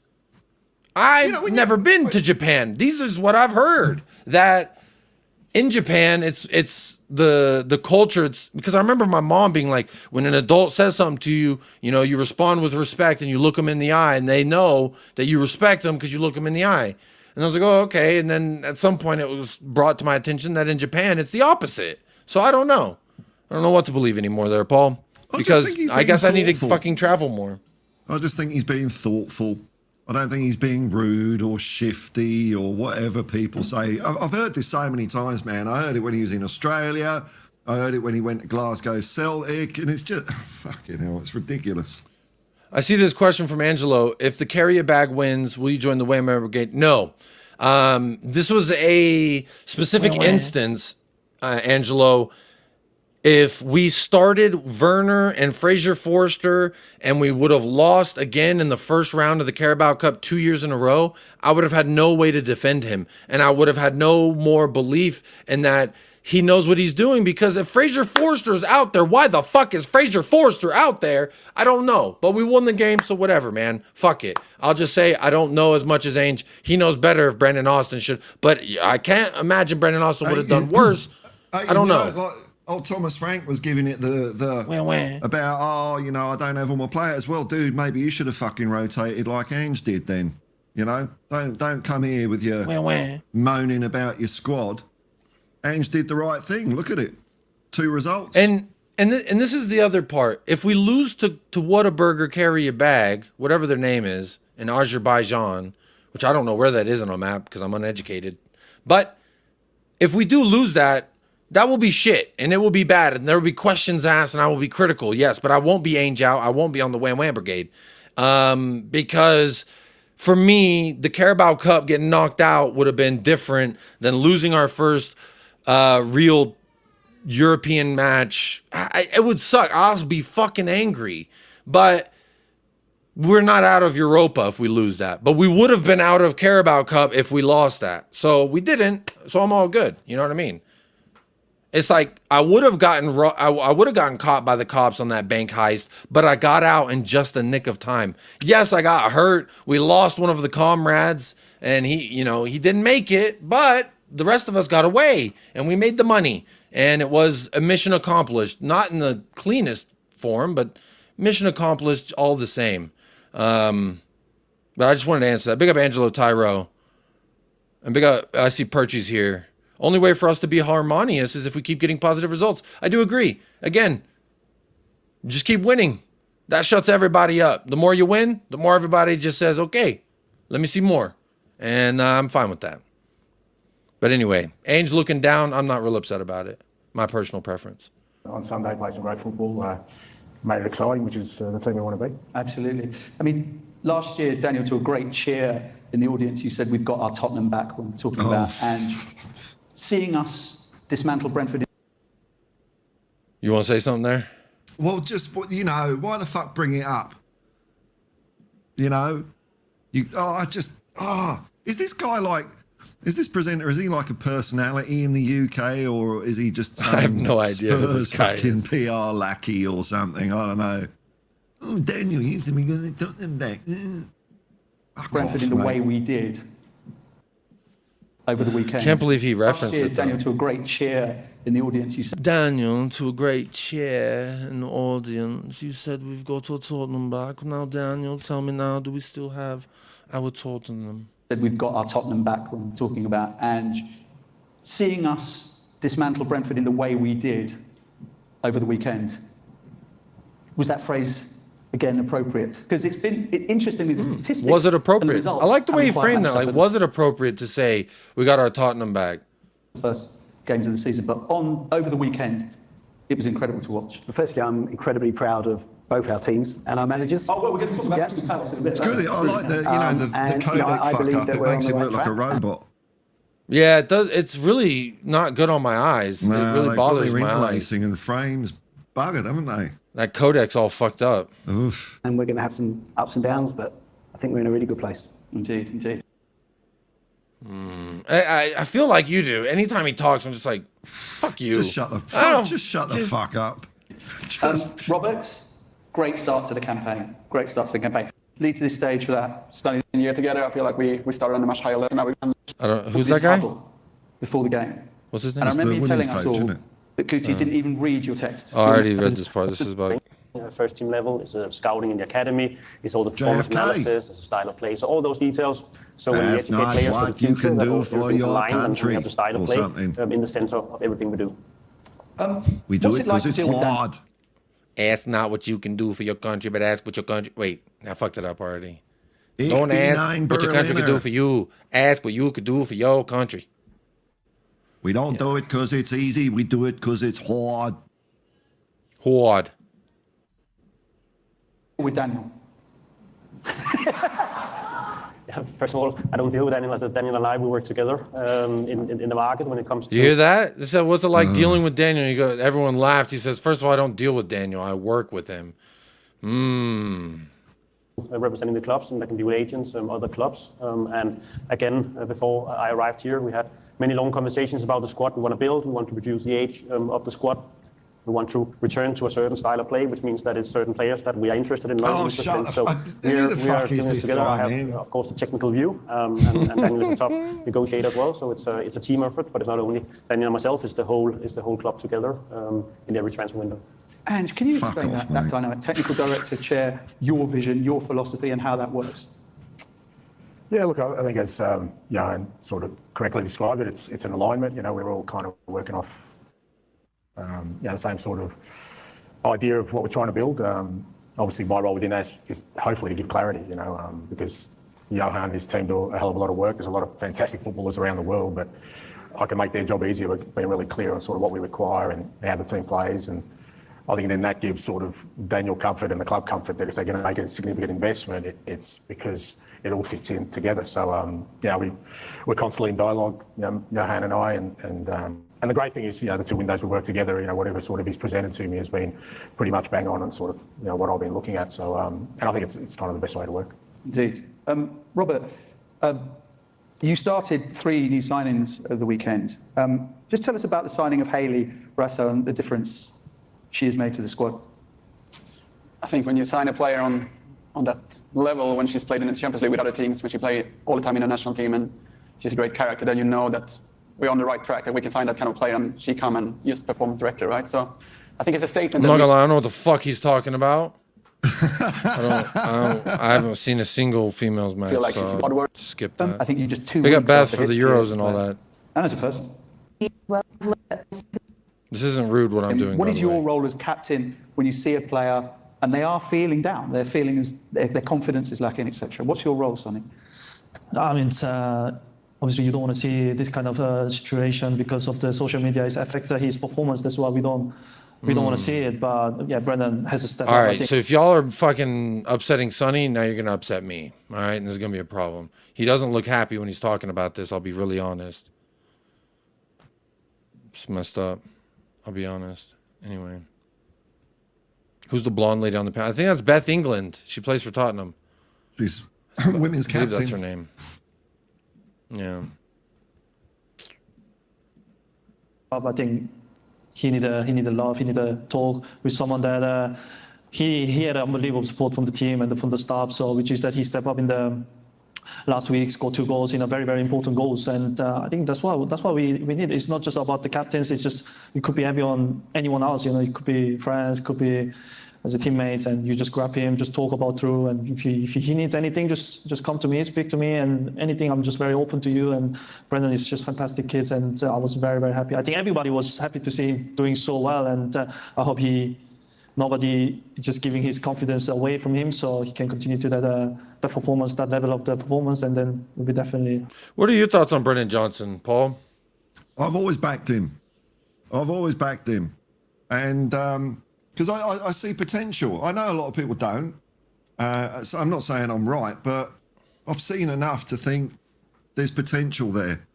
And, you know, it's been his final decision making. Then he did have a couple of bad games, but he's coming good, man. Good on him. And, you know, the abuse he's been getting is ridiculous, man. It's ridiculous. And it's very easy for me, being an old guy, to poo-poo all that social media stuff and say, don't look at it, but that's what people do and they're into it and all that. And, you know, you're getting all these idiots just, you know, sitting there under a 15-watt light bulb, eating a tin of cat food or something and a tin of 6-pack of Tennant Super. I mean, who are these people? So I'm really happy for him. Really happy for him. I hope he keeps going. Yeah, I agree with you, buddy. I agree with you on that. Let's see what else. Because I kind of feel like I've talked about this, and it's just seems like common knowledge. Just be a good person. How about that? It costs nothing to be nice. You know, like there was something going on. They're talking. I was watching some Spurs channel. Fuck, I can't remember what it was, but they're talking about the racist shit with Bentancur and Enzo, and if he gets banned and yada yada. And I put it in the chat. I said, you know what's. I said, it's easier to just not be racist than to have to go through all this fucking explanation. It's just a lot easier to just not be fucking racist. Easier, man. There's no, it's not a hill you want to fight on, isn't it? You know, just don't bother about it. Fucking hell, man. Yeah. Like, it's okay. You know, you can tell Brendan Johnson, he's a shit footballer, but you don't got to like wish him harm as a human. It's just, there's certain lines, I suppose. And, Yeah, I'm for- just for- rather for the talk team. about football, to He be may not be in the honest. room, but can we make some noise for Brennan Johnson, please? Oh, shut the fuck up. Look at him. It's all about him. It's all Can about we make him. some noise for Brennan Yeah, yeah, Johnson, you're- please? Yeah, I'm Can telling we you to make clap some... I know I'm asking you to clap Brennan Johnson, right? But I know you're really clapping for me. You're clapping for me. Brennan Johnson. Brennan. Ange. Ange.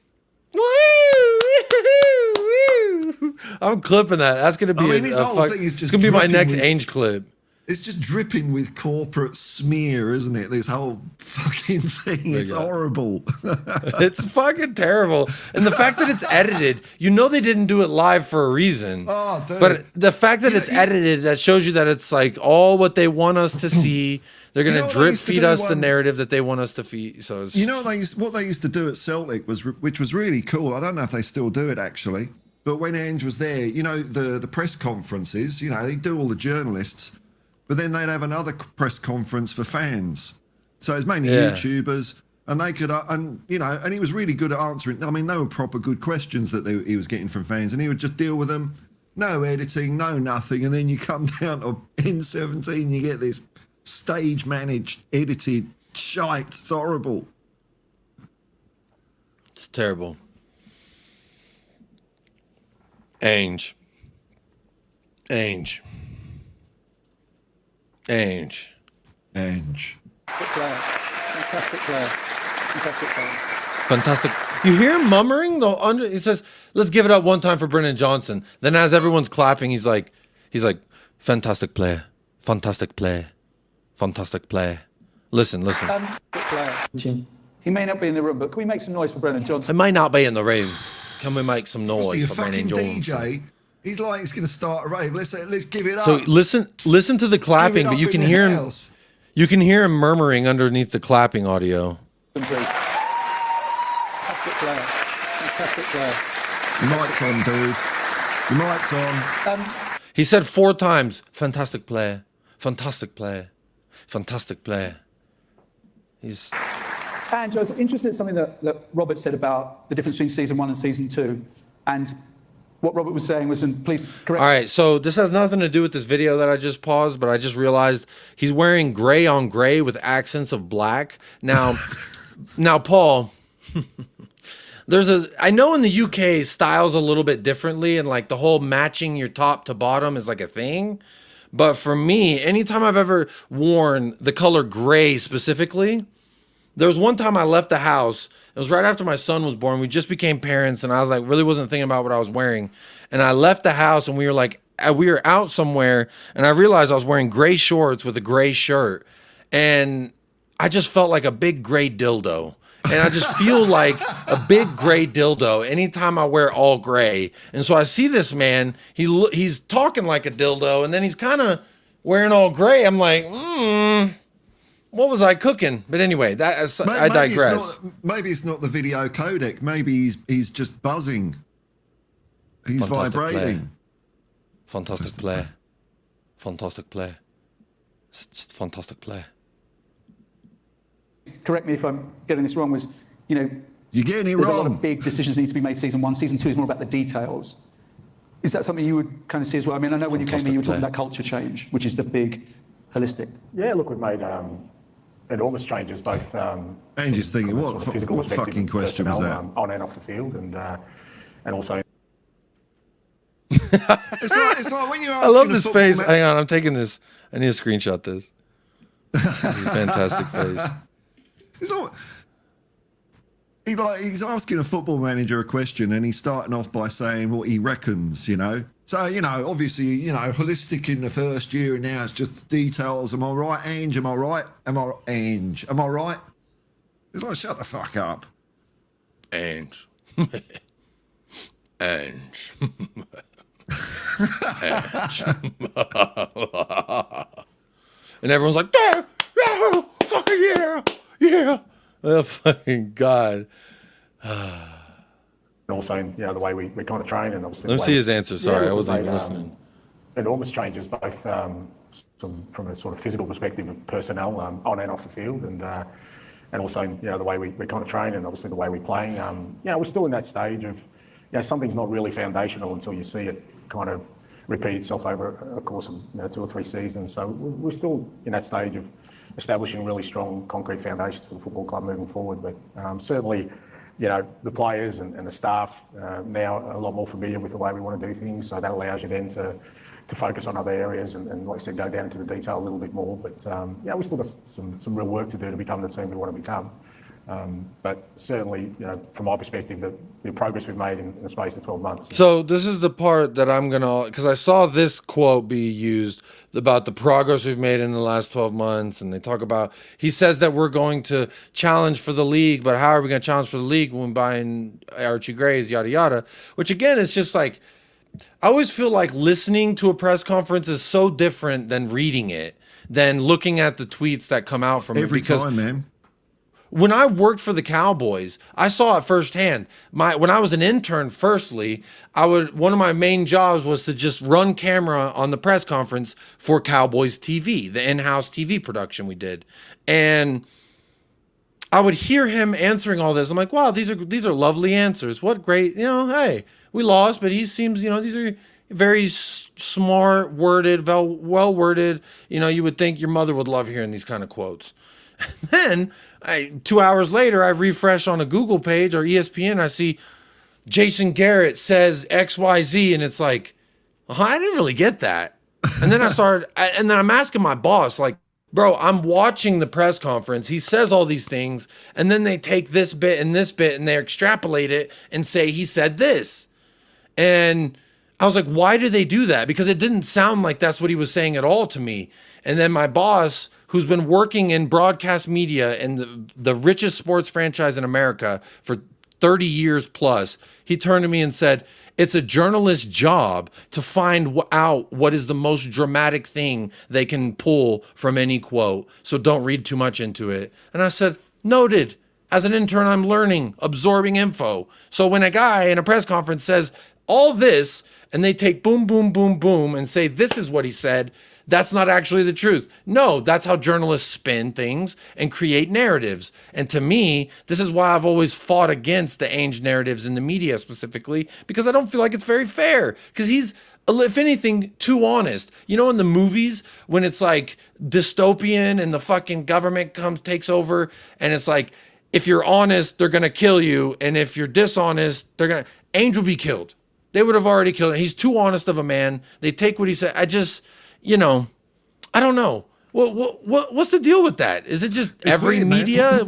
Yeah, like I remember it was a wee while ago now, but I was interviewed for an article in a paper here, and they were chitty chatty, asking me questions. I was giving answers, boo boo boo boo boo, and then I read the article, and it's like, yeah, I did say those words, but that's not why I said them, and it don't even sound like me anymore. It was like all higgledy-piggledy and twisted, and that was mild, so, that's what they do. I mean, how many times do you read an article? I get my phone, I look in the morning, I look at my news feed, and it'll be a headline, Tottenham told to sell winger or something like that, and it'll be like, you've got to scroll down 3 paragraphs of chat GPT shit to find what the quote is.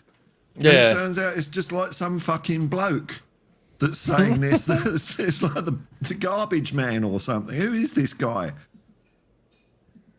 Sensationalism, man.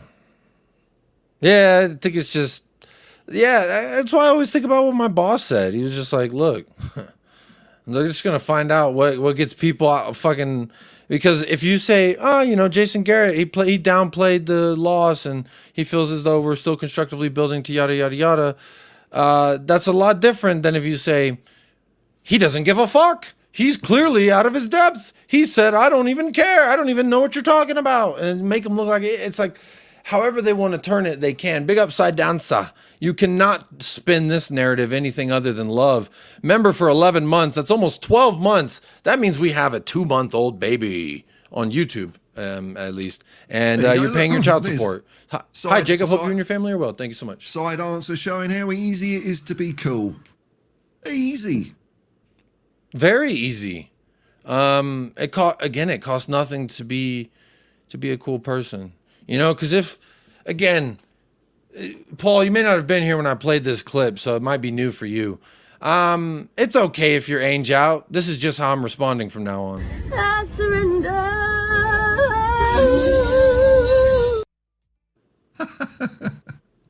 Do you know who that was? That's Celine Dion.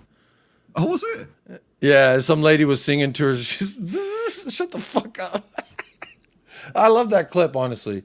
Big upside dancer, man. I hope you're well. Big up Kuva says, I completely agree, Jacob. Journos surely go for what they think will sell. The trouble is, as Joe Public, what other sources do we have? Hard to have no opinion, even if based upon scraps. Kuva, what I would say is in regards to Ainge Postecoglou specifically, when he speaks to the media, is just listen to it rather than read the tweets or so-and-so said this was the quote.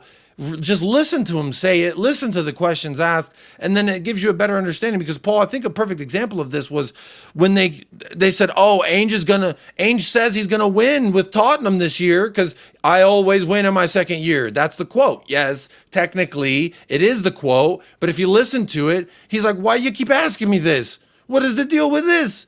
You asking me, am I supposed to lie? Am I supposed to get up here and say, no, I don't win in my second year? I do. You're asking me, do you win in your second year? And I said, yes. And now it's, oh, well, now you're saying you're going to win. No, I just said that I've never not won. I actually heard Jim White on Talk Sport twist that quote again, saying, oh, Ainge is saying he's going to win a trophy this year. He's not done. He's not said that. He said, yeah, we want a challenge and all that, and he wins in his second year. But it isn't joined the dots, you know. That's journalists joining the dots saying, oh, Ainge said he will win trophy. And it trumps up this whole, you know, who's this arrogant guy? And all he's saying is the shit he's won. You're allowed, like, when you win silverware, you're allowed to say you've won it, you know. I think that's part of the deal. Yeah. Yeah. Big up Perchy says, Ainge gets mountains of praise from the media. I don't see it. I'm not buying the narrative the media is out to get him. I mean, I don't, you know, I don't go on about stuff I've won or anything, you know, but, you know, just... What was that? That looked like a trophy. Oh, well, you know. Yeah. I've got trophies on. Hang on. Hey. I don't boast about the things I win either. Oh, look at that, man. Bro, goalie of the year. Come on. Yes, man. Yes. Get goalie of the year. Brilliant. Come on. Talk to me nicely. We win shit around here, baby. You're so arrogant, Jacob. Throwing your goalie of the year. I've never not won the 2019 goalie of the year. Huh? Yeah. I do, you know, I'm not buying the narrative the media's out to get him. I didn't say they were out to get him. I just said they spin things like I perfectly showed here. The Spurs watch. I can tell you right now without digging into their tweets, and maybe we should as an exercise, but I can tell you right now, whoever runs this account doesn't like Ainge. Because why would you only include the first sentence of this? It's either for engagement farming, which I understand. You have a blue tick. But saying this is to fucking piss people off. Because look at the reaction he got. Well, that's a concern. 4th, 5th, next few campaigns, we will be there. Doubling down. Many don't understand. There's nothing funny about a manager who plays one way. They don't want to be successful with the fatty. So basically what you're saying, fatty, is we're not going to win anything. You see what I'm saying? That they tweeted this shit to incite this. But you're saying that this is part of the media. Now, it may not be BBC and fucking Sky, but I see it from ESPN accounts, Bleacher Report accounts. Everybody mocks Ainge when we lose. Everybody on YouTube mock Ainge when we lose. Me, Paul, and a selected others, I feel like are the only ones who just say, look at it from this perspective. Or maybe this is justified, but this part is over the top, you know, and there's always that room for conversation. And I think in regards to the media spinning things to fucking pile on the narrative to Ainge, I don't need you to buy into it. I see it with my own 2 eyes. Ainge might be a prophet. I like that. Ainge did say there's no reason we can't compete for the title. He's right. When we're all on 0 points, every team. There's no reason that anybody can't compete for the title. Now you could say logistically, logistically is probably not realistic. But again, another quote that tell me what he said before this and after this and what was the question. And I'd like to hear it in his cadence as well, because I feel like listening to the quote, and the quote that he said was, again, they were talking about his second year and stuff, and like, you know, what would be an improvement. And from a winning perspective, you're of course going to say to win it all, to win, to do the best, to be competing in and around that area. Like, if his aspirations aren't there, if he says, yeah, we're shit, we'll probably get 5th again if we're lucky, well, what kind of hope does that give to anybody? To him, it's just, yeah, I think he gets misinterpreted a lot. I think that's a good way of putting it. That would create a buzz around the ground, wouldn't it? Hey, Ange said we're going to get 5th this year. Yeah. Maybe get to the James semi. Bond. Yeah. There's a huge reason he can't challenge for the title. Come on. Well, you could say now that we've gotten 2 losses in a row, those would be reasons why we can't challenge for a title. But you never know what can happen. If Arsenal lose their starting 11, City get relegated, Liverpool face injuries, and we, for whatever reason, look like a golden goose, immaculate, walking out the thing shimmering, you never know. Like, probability would suggest it's very low. The percentages would not be very high.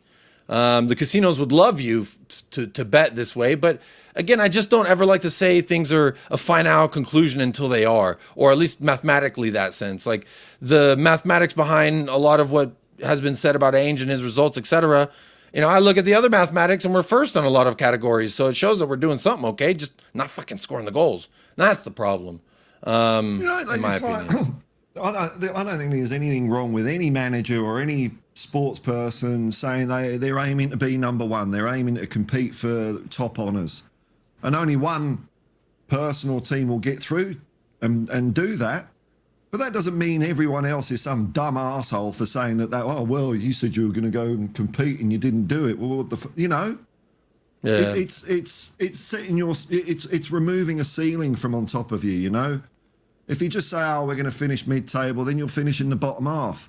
But if the sky's the limit, which is what Ange has been saying, this reminds me there of is no something. ceiling. Yeah. What's to stop us from reaching the highest heights? Now, you could argue City and Arsenal might be able to reach higher than our highest heights, sure. But that's not him saying that, like, I just think it's so quick to be nitpicky with what a man says. It's crazy to me. And like, part of his job is to speak to the media. And everyone's like, can he just shut up? No, he'll get fined. Now his family's losing money because you want him to shut up. But Belgrade Wanderer says, oh, come on, Jacob, there's something in between. We can challenge for the title. Again, this is an oversimplification and a reduction of what the man said. So I think at this point, since we're all talking about it, I'm going to pull up the fucking quote. Ainge quote on challenging for title. Let's see. Let's pull up the whole quote. Shall we? Where is it? There's no reason why we can't challenge for the title. Is this the full press conference? You doing, Andrew, right? Good, Mark. Yeah. Just get the team news pretty positive, isn't it? So I guess international. Look at him looking down, not looking the journalist. Oh, he looked in the eye. Gave him a glance. Gave him a glance. He looked in the eye. He looked him in the eye. No, sorry, lads. There's a fine line between delusion and honesty. I felt like I haven't told a single lie.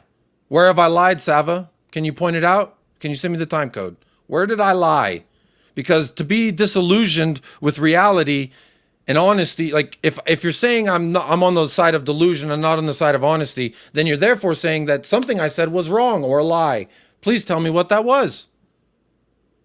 I'm very curious to know. Paul, have I lied? Anyone else in the chat think that I've lied or strayed from honesty? Hi guys, just came off another channel.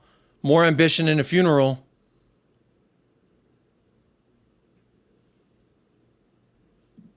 He's talking about Ainge. Oh, wait, what did Ainge say? Oh, you're saying that Ainge is lying, or he's delusional. And the other guys, Mickey. Where's the quote? Trained today, so again we've got training tomorrow. It's unexpected from our perspective. Let's wait and see what they come out with. Special game Sunday. I was listening to you a few weeks ago talking about potential new cycles here, and Mikel Arteta probably went through a similar one. do you see similarities? He didn't call me a liar. He called it. I think it was about Ainge. He didn't actually say Ainge was a liar either. He was saying that was my inference. Because I guess every sort of that was my inference. So he didn't call me a liar. Situation is kind of unique in itself because they're different clubs and I guess different. Well, there's obviously you know a team and a club and sort of it's about finding the right people and the key clubs decide whether they want to. Not surprising in this sort of stuck to a certain direction. You know, eventually sort of get to a place where their team is. So I remember this whenever he was talking about like clubs, where they're at, what they're doing, continuing what they're doing, and how we're at the beginning of that, and that we're going to continue to keep.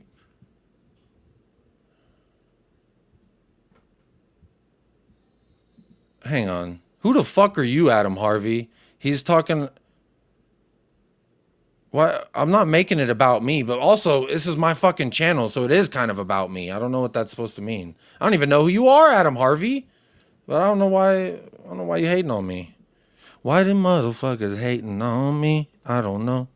Is competitive for a sustained period of time.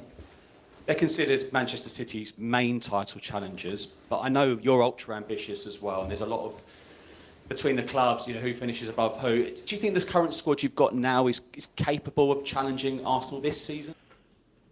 You hear that question, Paul? Do you think your squad now is capable of challenging with Arsenal and City? Well, not specifically Arsenal, but we. So here's the first part of his answer. Not specifically us. We want to be a club that can challenge everyone. So we want to be. I know. I understood what Sava was talking about. I was wrong. I said he wasn't calling me a liar. It's all good. We figured it out. Where's the mods at? There's Kuva. Yeah, I think there's like a lot of conversations happening in the chat, and then I see it, and I'm like, oh, is he talking about me? Bro, I don't even know who's talking shit anymore or not, but I'm just going to see what Ainge has to say. That's what we're trying to aim to become and to do that. So that's what we're trying. So far, I haven't heard him say we're going to win the league. You've got to perform at a certain level on a consistent basis. You've got to have a squad strong enough. You got to perform at a certain level on a consistent basis, which is what we're trying to do right now. To do that, to withstand the challenges that inevitably come during the course of a season. But we've started the season fairly solidly from a performance perspective. Obviously, the results haven't reflected that, but so he's aware of what we're trying to do. It sounds like everything that I've agreed with. I think we're in a good place to really, push on from last year and improve in all areas of our game. And if we do push on from last year and improve in all areas of our game. Do that. I mean, we challenged. We got close to challenging last year. There's no reason why we can't this year. Huh. So he gave a whole bunch of answer, and the only part that I've seen in the chat today from everybody else is he said we can challenge. What about this fucking answer, this whole ass answer where he's talking about where they are, where we're trying to get, where we've got to do to get there, where we're trying to get, and then once we get there, what's to stop us from challenging? They take that last part out and they say, oh, now you're saying you're going to challenge. Now he says, there's no reason we can't challenge. Let me see. Let me go back to these comments because again, this is crazy. This is crazy to me because the fucking quotes were always, he said he could challenge. He said he could challenge. Where is it? We can challenge for the title. Did you not listen to the context around the answer? The context of around the answer, Belgrade Wanderer and everybody else who loves using the quote, there's no reason why we can't challenge for the title this year.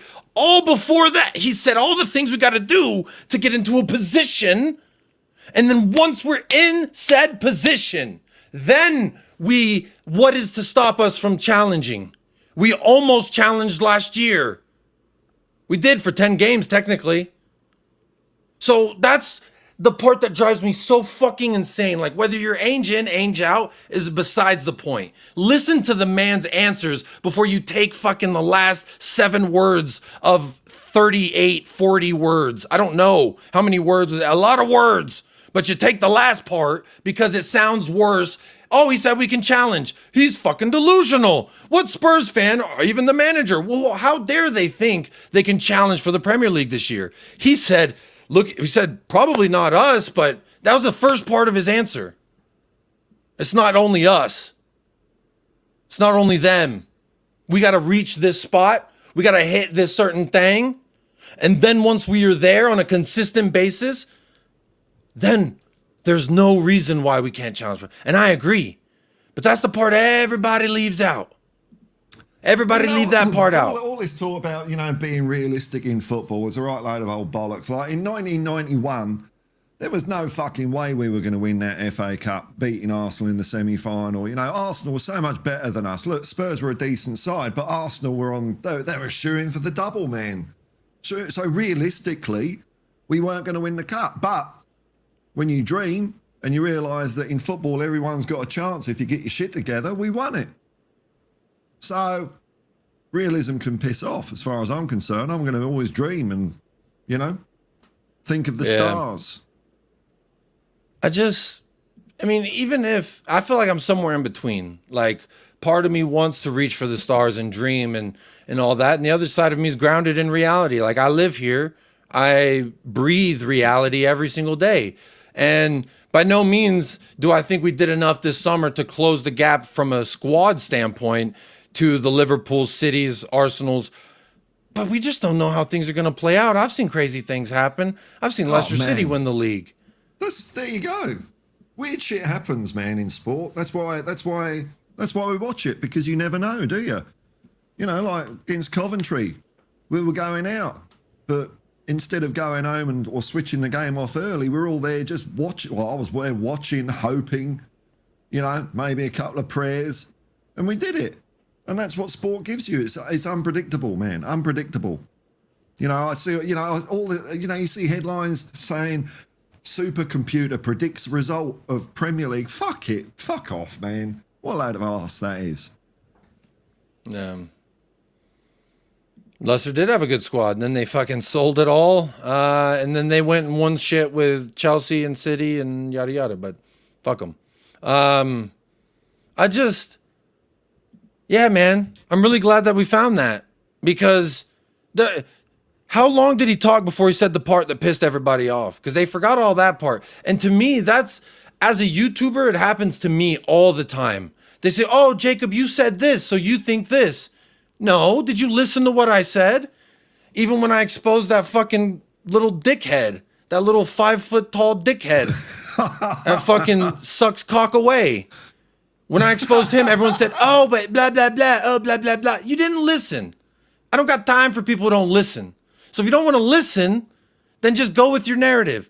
But from a YouTuber standpoint, someone who talks about it, I think it's always very helpful to listen to what he says before you take a quote and you run with it. So for me, again, you can hear something and you can think the sky is falling, or you can just fucking poke your head outside and say, "Hey, you know what? It's okay." What did Ainge actually say? Did he say, "I think we're going to challenge"? Did he say, when they said, "Hey, so what do you think of this year?" "Oh, we're going to, there's no reason we can't challenge. There's no reason." That's not what he did. He said, "Well, I think you got to look at this, and we got to be performing on a consistent basis. We got to improve on what we're doing, and we got to do this, and we got to do that." And for me, I like all that, because I agree. You do all that, then guess what's going to happen? Then what's to stop us from challenging? And I agree with Ainge in these regards. But anyway, what else is this beautiful, beautiful specimen? Ainge. Ainge. Come on now. Has been pretty remarkable, considering we're in the most competitive league in the world. No one else is standing still. They're all trying to improve as well. I think the amount of changes we've made and the progress we've made, I think it's a credit to everyone. Johan, over the weekend I was having a conversation about the music industry and the way the music industry is working with the fuck does the music industry have to do with this guy on so about you sign an now? artist because you love their music, or actually you're looking at what the data is around that artist. Ange's philosophy is as an element in the recruitment process. Yeah, I'm gonna skip that. Requires certain in-depth conversation around them of recruitment process. But Maureen, I don't give a fuck what that Johan Lange says about the music industry. I'll be so honest. Lomas asks this question. Can Daniel please explain in full The head reason and twitching is justification tripping me out. for Look at the audience, withdrawing like- the concession for senior season Looks like tickets? they're all AI I've been a or season something. ticket holder Did this for over even happen? What if they're all holograms? The more I think about this. 40 years, but now feel that I no longer fit the profile of the kind of supporter Spurs want attending their matches? Very good question. So we announced a few months ago that we would do a review on the whole concession policy of the club. We haven't stopped senior season tickets because this year we've actually increased the number of seniors. What we have said is that we're going to do a review. In fact, we met the FAB last week and we're going to form a working group. There is an underlying problem. What the fuck is he talking about? As time goes on, if we don't curtail the number of concession seats in our stadium, our whole financing model will come into question because obviously we can't have a situation. Real quick, don't abuse Sava in the chat. What a Real load of quick, don't bollocks abuse. is- I don't want anybody abusing anybody in the chat. Let's keep it football, unless it's about that 5 foot dickhead. But what were you upset about there, Paul? Well, like he's talking our review, like it's so fucking complicated to set your season ticket prices and all that, and you're talking about like 1 or 2 million, you know, you get rid of concessions. The club it makes I don't know a few million out of that. They can easily. They're not going to go bankrupt if they've got a few more pensioners coming in the door. It's fucking ridiculous. Yeah. I mean, look at that fucking head, bro. It's fucking bald. Yeah, it's a rich man's bald head. That's very shiny. Yeah, that's not that fucking. He's got. You drive a lotions Honda or a Toyota bald. This is that I don't even drive my own fucking car bald. That's right, man. I'm falling. So it's a very complicated subject which we are going to review. But match day concessions are still available. No, it's not complicated. How the fuck is it complicated? We haven't said that we're stopping seniors. We've just said we put a pause on it at the moment. So just to be clear, this is not a statement that Tottenham no longer cares about those fans who've been supporting the club for decades, which is, I guess, intrinsic in Maureen's question. Absolutely not. But we have a duty to look at all fans, and we have to make sure we have enough space in the stadium to bring through the new fans. So we have to somehow find the balance, which is why we're going to engage with the FAB and see what solution we come up with. Shut the fuck up. Robert, again, a question for you on bringing new talent in and making sure that, or how do you make sure that they become part of a family, a unit that you're trying to create? How do you do that? To Tottenham Hotspur and come on, the training sound ground, guy. which I did last season, I was like, Come on, sound surprised guy, but because also like he's asking this dude. I like nice all for respect, you bro. people to I that don't give training a fuck ground what this when dude's you got do to say. Knew that momentum going into the season. Big up We know Bethany England. I do Crystal care what Palace she has to are say, but in the sanctity of time, we're going to move it along. Point and result, yeah, season. Look, I mean, there's a couple of disappointing results. Yeah, that's a clear, definitely. Yeah, we know that as well. But I think football-wise, we are in the right directions. And so the guy who works there every day with the players, he says he thinks we're going in the right direction. Obviously, results haven't been what we wanted, but Ade as Fasir says, how can we watch this video? You can watch it with me right now, baby. I'm just kidding. But the link is in the description of this video. United Spurs of America exclusive. Exclusive. They sent It's it to not me anywhere directly. else. They sent it. Nope, definitely You not shill. on Tottenham Hotspur's YouTube channel. You Only fucking here, leave- baby. leavey I'm a shill, brown man. envelope. Oh. I'm a brown envelope. Hey, whenever that paycheck hits, Paul, you know how I be moving? Party.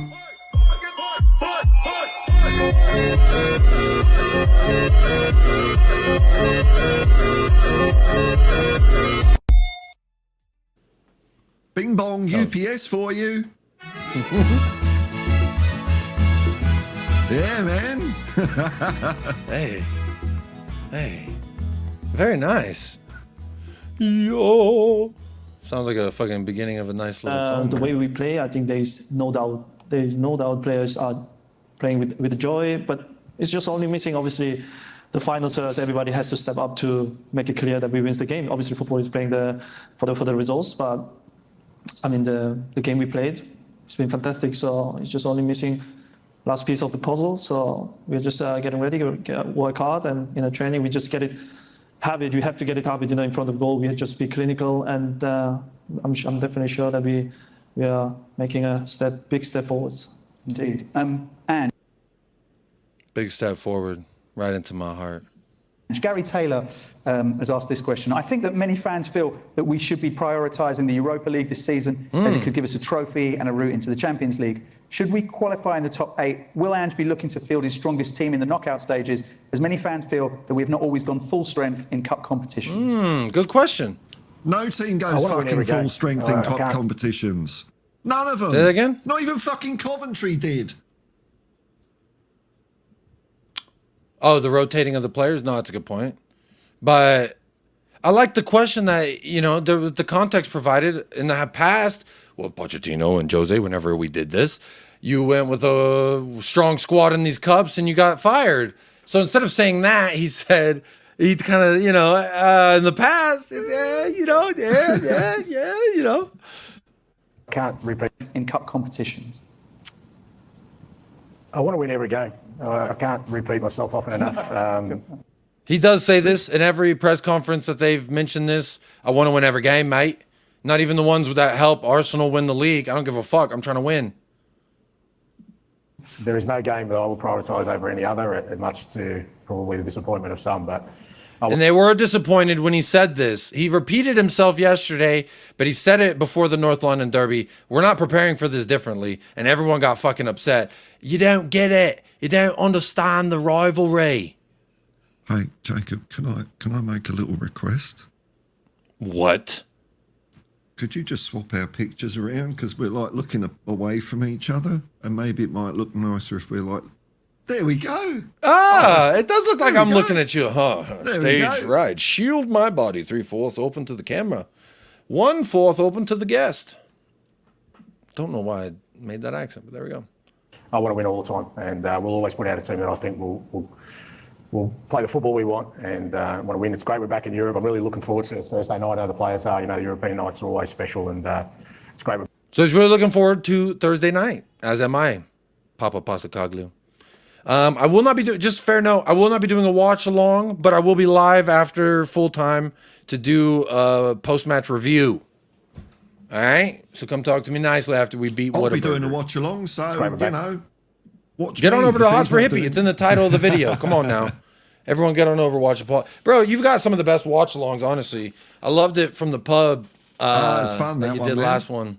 That was fantastic. It's technically challenging, but it was, it came off there. I'll be doing, I won't be doing that every game. Next one I'll be doing that one will be West Ham. West Ham. Live from the pub, the Surrey Hills Hotel. Speaking of hotels, this is the news you've all been waiting for. No, I don't know. That was just a joke because the summer fucking Alistair Gold pissed me off. We're back in Europe, so we're looking forward to Thursday night. I know the players are. You know, the European nights are always special, and it's great we're back in Europe, so everyone's excited about it. But we're going to have you know, a team out there. Plus, it's not just the starting 11; it's about who comes on. You know, you can talk about the starting 11 against Coventry, but you know, we had important input from guys coming off the bench as well. So that's the way we're addressing it as a team. So as I keep saying, I want to win it all. He said he wants to win it all, Paul. So if we don't win it all, he Arrogant. should be sacked. Oh, Ange said we're going to win every game. Who is this Muppet? Does he understand what it's like to win if he only wants to win everything? What you mean? Are you saying if you win everything, you win nothing? Is that... I mean, he's talking the talk, Paul. That's all He I'm said saying. we're going to win every game. If I fall short. He said we're going to win everything. Mouth is. That's it. He says he Come wants on, to win Ange. every game, and we didn't win. Therefore, He's an idiot. He's an idiot. Short of that, and we win a couple, then I might be disappointed, but it might please a few people. Absolutely. Yes. What am I pleased with, people? Come on. What is the bro? He is the fucking crowd, the crowdmeister. He's working the crowd. He said, "Come on, people, clap! You better clap." Or those electric shockers we got underneath everybody's seat. We're gonna shock your ass. Clap, motherfucker! And they all started clapping. Someone's got a chirpy head right underneath. You see? They got a little chirpy head on. Johan, here's a question from Indrajit Advani. It's like a First fan summer transfer convention, window isn't it? has I been suppose it is. unprecedented, especially in terms of departures, and in my mind represents a statement of intent to reshape the squad in a very particular way. But focusing on the incomings, The hallmark is surely the acquisition of young, mostly 18-year-old players. This seems a departure from Spurs' recent strategy. So how has this come about and why? And what message does this have for the academy players? Positive in that there is more definitive pathways for younger players into the first team, or negative in that they could be overshadowed by external recruitment. Thank you, Indrajit, for that dissertation questionnaire. Thank you very much. That was a thorough question, Johan. I think we can agree. Yeah, it was. If I don't answer it all, please just come back with a second one. I think first and foremost, I think we are building a squad for. Yeah, I don't. He gives me. I don't like him. I don't like listening to him. He gives me the weird like. You aren't in my fucking suite, therefore, do I even care about your opinion? I don't fucking like this guy. He's giving me a weird vibe. And we will have 3-4 players who are younger, who can push the players who are here to come. All right, yeah, shut the fuck up. The future of the. He was happy, but Dom's a great signing. I mean, again, in the dressing room. After the match, how he felt, how his vibe was after scoring. Top one result. Just describe what it was like for him. I mean, after the match, how he felt, how his vibe was after scoring his first goal for the club. I got no idea, mate. I go in the dressing rooms after the game, so he was happy, but... Oh, you hear that? Oh, what? He's aloof. He doesn't mix with the players. What a pretentious Australian uppity. Yeah. How dare he? He says, I don't go into the locker room after matches, mate. How dare he? Stinky. They all got their What a cups out. stinky stinker.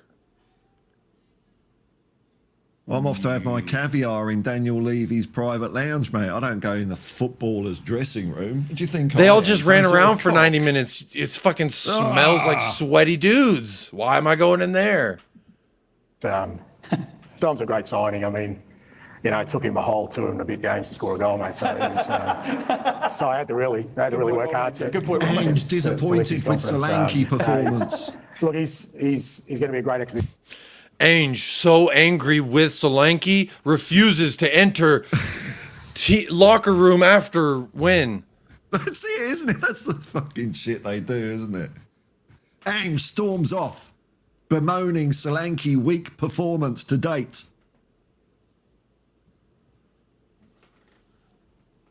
Dom, hated by Ange. Ange, cold shoulder Dom after debut goal. These are working titles here. Now, I know I used to work for CBS, which is a big broadcasting company here in America, and they do a thing in the room where they all get around, they throw fucking headlines at each other, and whichever one sounds the craziest, they stick with it. So, come on. Come on.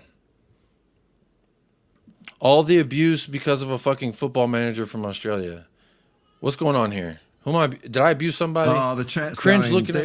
Oh yeah, they're just arguing. Hey, bro, I tabbed over so it stopped distracting me, and every time I tab back, I'm like, I don't know what's going on. Oh, you said this, you said that. Fucking just quieten down, everyone. Who gives a fuck? Yeah. When the Spurs lose, they send the interviewer into the changing rooms for punishment. So boys, give it up. Give it up for Ange. Give it up for Ange. They're all like. Or back in the mines, back down the salt mines with you fuckers. You clap when I say clap. How dare he not go in the locker room?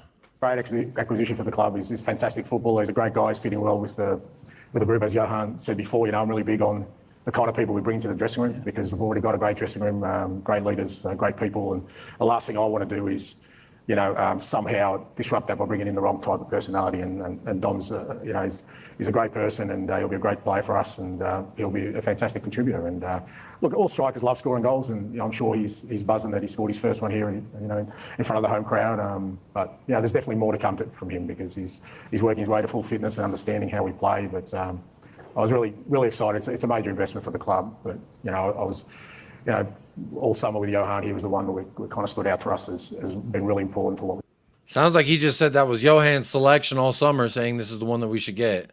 Trying to build. With that question about data versus instinct, and you just brought up that word personality in there, what are you looking for in the character of a player? There's all the stats there. All right.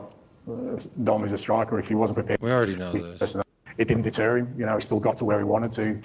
For me, that's what's going to hopefully one day make us the team we want to be. Is the guys in that dressing room. Indeed.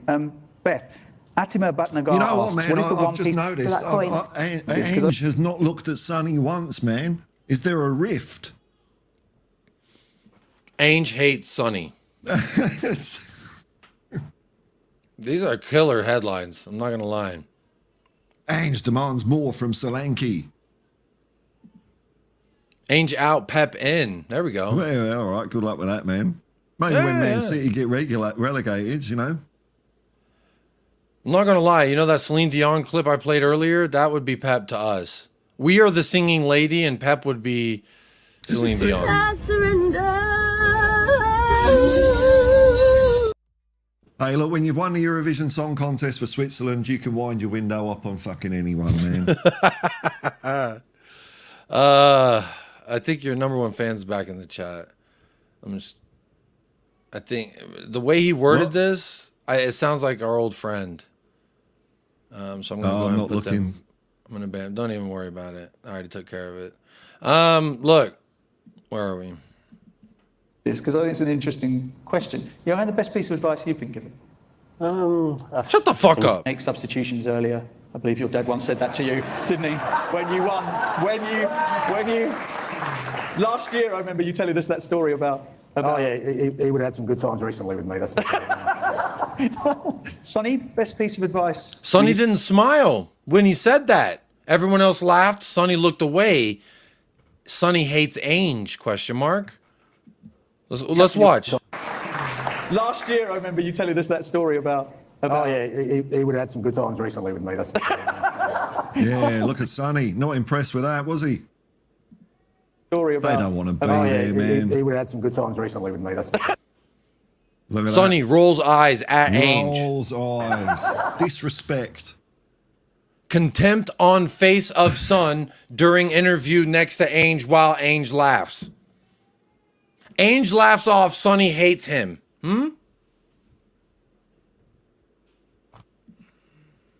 He's laughing like a fucking, you know, in the horror movies when it's like, hey, honey, it's time to come home. You're like, Cynthia, are you okay? You sound a little funny. And Cynthia's like, just come home, honey. You're like, fuck, I'm probably not going home. That's this interview, bro.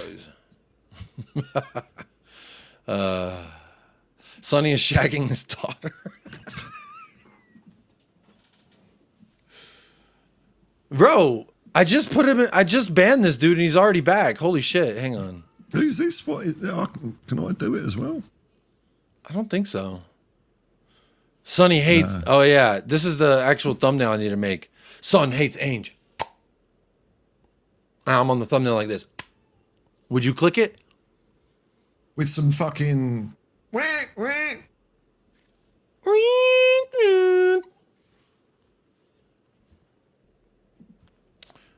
I think that'd be nice.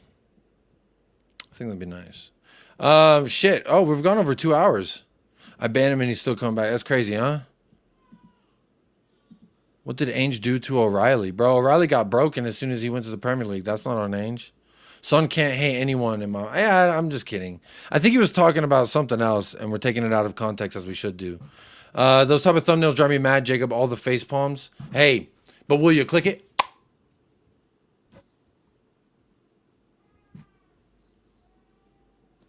Hang on, Paul. You need a freeze frame so I can take a screenshot.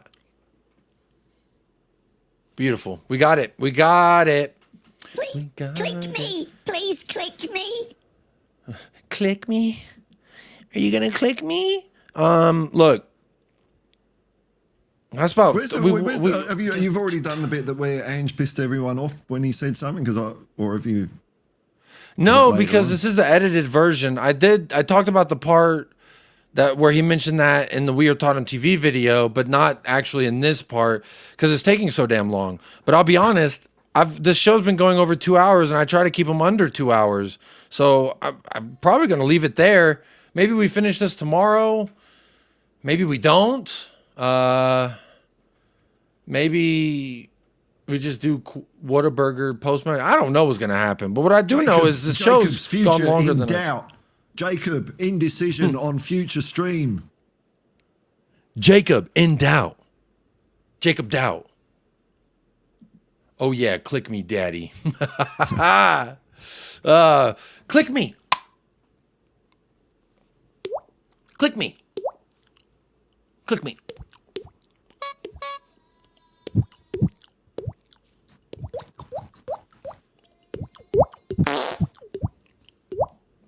Click me. What the fuck are we doing? Another 15 minutes? Should I risk The divorce? wheels fell off a bit there, didn't they? They did. Should I risk divorce? I don't know. Hard-hitting football content. Riveting content. Yo, what are you guys doing? Bro, I don't fucking know. Click me stepdad, bro. I don't want to know what's in your search history, dog. You into that step family shit. That's crazy. Oh my God, Arsenal are scary and scintillating. You know, anytime I see this gassing up, like when it's a fan of another club gassing up another club, I'll tell you right now, this is how I feel. I'm here to tell you right now, we don't care. Let me tell you. We don't care. I really don't care. But how about that? I mean, what other Spurs channel gives you fucking drops? Hey, man. A little drip drop, baby. 2 hours, 7 minutes in. I was supposed to end this, but fuck it. We're.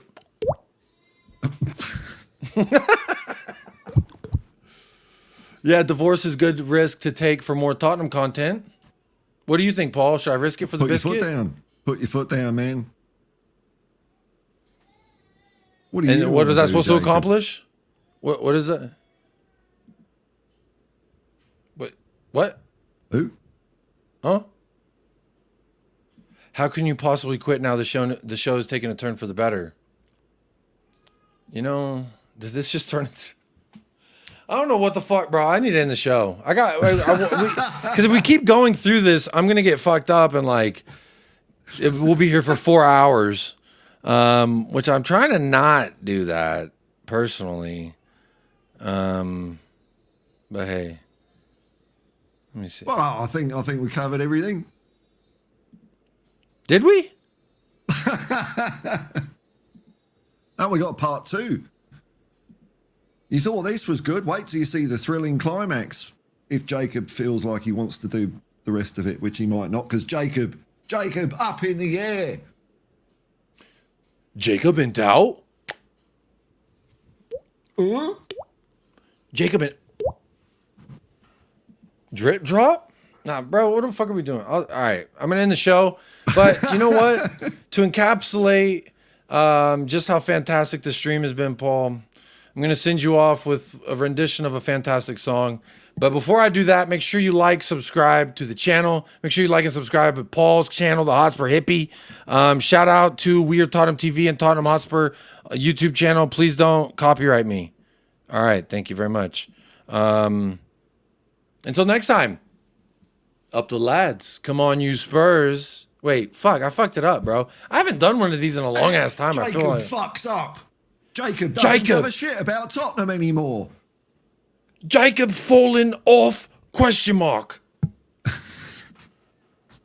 Anyway, like the video, subscribe, share, all that fun stuff, or don't. Who gives a shit anymore? Huh? If Ange doesn't care about Tottenham, why should I give a fuck? Up the lads. Stay blessed. Stay fresh. Come on, you Spurs.